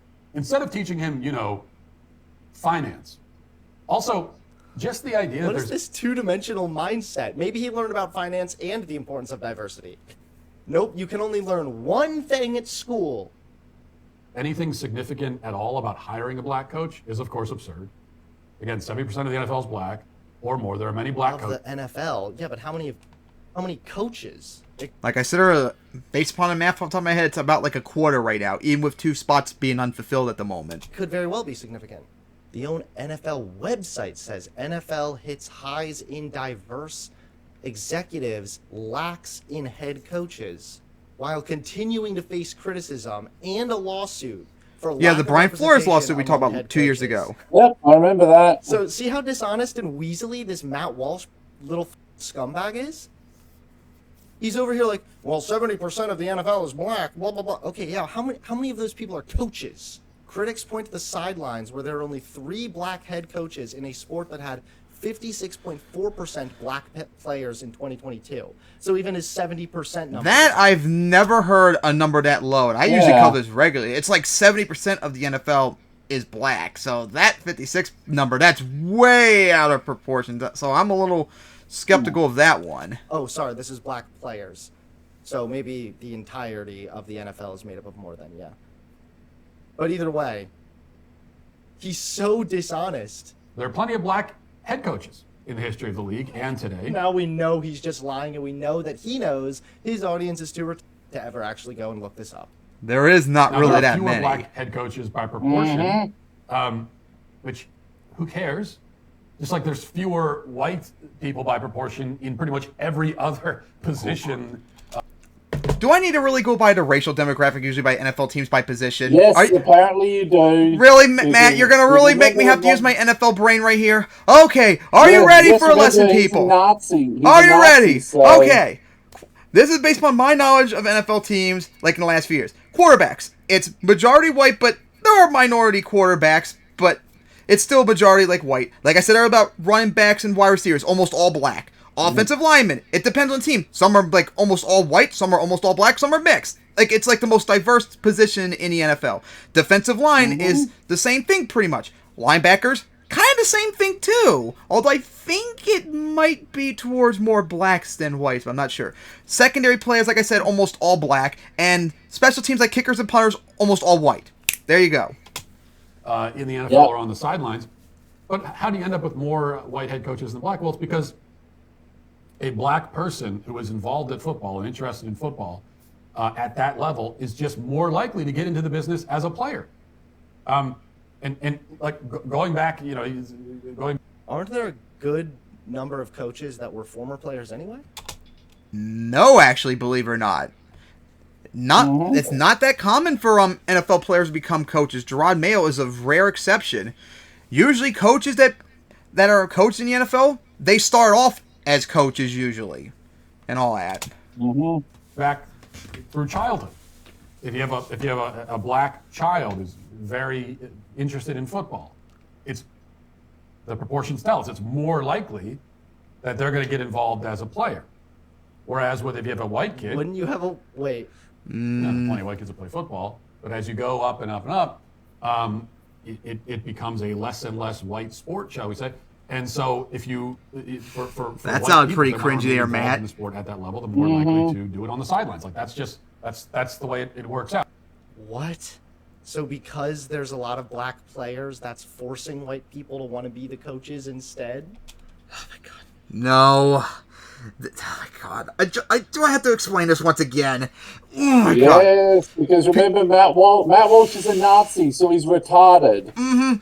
Coaches come up usually as coaches from the start. That's how it fucking usually goes. Players becoming coaches are not that common. It does happen, yes, but it's not that common. And it has nothing to do with racism, for crying out loud. You see, the white brain is just more capable of coaching football. Well, funny enough, Hunter, that was the case all up to like the 70s, and not just for coaching, but like I said about quarterbacks and linebackers, that blacks can't be those positions because they require they're not smart enough to be those positions. Millions of dollars. Both are doing fine, whether they're players or coaches. So we don't have to worry about either one of them. And there's no racism involved here. Do I have to bring up that a lot of positions are segregated somewhat? Yeah. Matt, really, I don't want to go for this crap again. Maybe you should leave us to huge NFL fans like me who notice stuff more. Just saying. The greater issue, I think, is just the idea that he won't, because he's also a very opinionated Nazi. He's like, no Nazis, he can't. Just like I still think is a bandwagoner. Pontificate about racial issues in Yep. the first place. I mean, we don't need this guy. Wasn't there a question asked in regards to this? Somebody asked about the significance. Yeah, they're going to talk to them about that. Listen to what he said. Listen to what he actually said. So I took the liberty of transcribing it. And here's what is going to be, Matt Walsh is going to give a very dishonest interpretation of what he said. He actually said, quote, whatever happens, black, white, disabled person, I've always, even somebody with disabilities, I always, for the most part, people are like, when you're young, they kind of make the spot hot. Younger people know what that means. But what I would say is, no, I want you to be able to go up to these people and really understand these people. So it goes back to whatever it is, black, white, yellow. It really doesn't matter, but it does matter. So we can try to fix the problem that we all know we have. Okay. I'm not trying to be funny here. I have no idea what any of that means. So you're just then. This is a very classic form of Republican argumentation, which is essentially saying, because I'm too stupid to understand, that means it's wrong. Matt, just because you're a dumb does not mean that what that guy said was actually meaningless. I don't even know what he said was. I still don't see it. It sounded like he stuttered a little bit. It sounded like he was saying and like a lot at first, especially. But it sounded like what he was saying is that people used to say stuff about disabled people, like they make the spot hot, like a kind of corny incentive that like they're cool or whatever. But he wants people to have a deeper understanding of minorities. He doesn't want it to just be this sort of virtue signaling like, oh, it's cool, LOL, or whatever. He wants people to actually be able to understand individuals and understand how being marginalized may have affected them and whatnot. And by being aware of that, that can then open the door for a conversation on how to fix the broader systemic issue. That's what he was getting at, clearly. It doesn't take a rocket scientist to listen to that quote and understand generally what he was getting at. There's not one coherent thought in that whole jumble. It's just babbling nonsense. Doesn't mean anything. I mean, even if it was, what was so wrong with what he said? The basic gist that he's trying to articulate some anti-racism thing because he starts off by saying, I do see color, we got to spot racism. Like that part. And so that we can guess that the rest of it is trying to elaborate on that point, but it doesn't actually make any sense. If I were to read you that transcript and without any context, you would honestly, again, not trying to be funny, you would honestly assume that I'm reading a transcript from somebody who was having a stroke, or you would think it was a Joe Biden speech, which No, I would think it would be a Trump speech. I feel like I'm listening to somebody have a stroke every time I listen to you make a video. Which is basically the same thing. Now, here's the point. I don't blame Gerard Mayo for that. He's a football coach. He was a player before that. And for all I know, he'll be a great football coach. Yeah, I'm skeptical. You literally said you don't think he was going to be, but okay. I'm guessing it will work out very poorly. That's my prediction.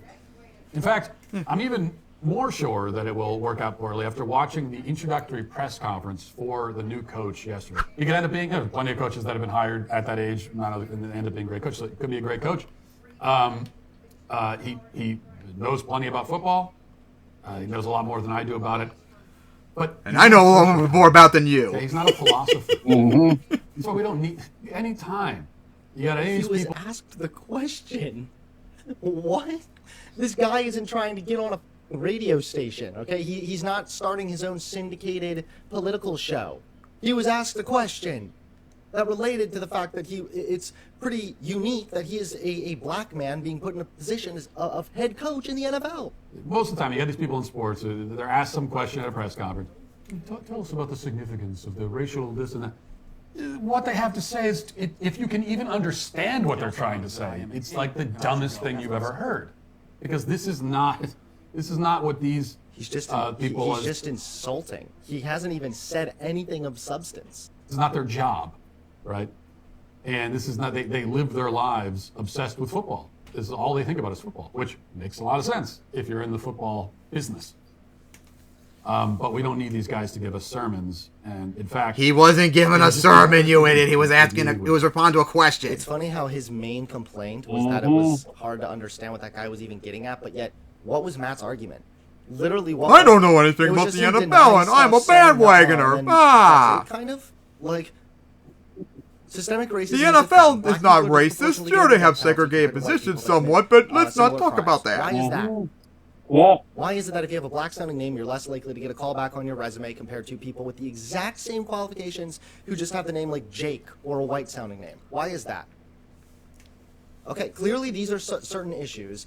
Being colorblind is not going to solve those problems. You need to be aware of how color can still play a role in affecting people's decision-making. And then from that point on, you can address the problem. That's the solution here. But Matt was just like the typical convoluted ape.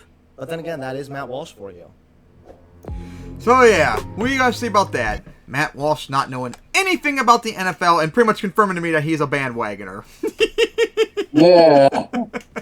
Oh my god. Like, seriously, what was so wrong with Jerron Mayo said? I still don't see what was wrong with what he said. Like, come on, just get over it already. And, of course, since you were so insisted that you think he was not going to be a good coach, how about you just wait and see? Maybe he'll be a Hall of Fame coach. Maybe he will be sucking, he'll be gone for years or whatever. You don't know. You have to wait and see, for crying out loud. Oh my god. So yeah. That's right! Yay! All the topics have been filled. That was a funny way to wrap it up too, dealing with an idiot and flexing my big NFL brain. Let's go. Alright guys. So that is all the topics, and we'll see you next time for episode 95. See you guys then.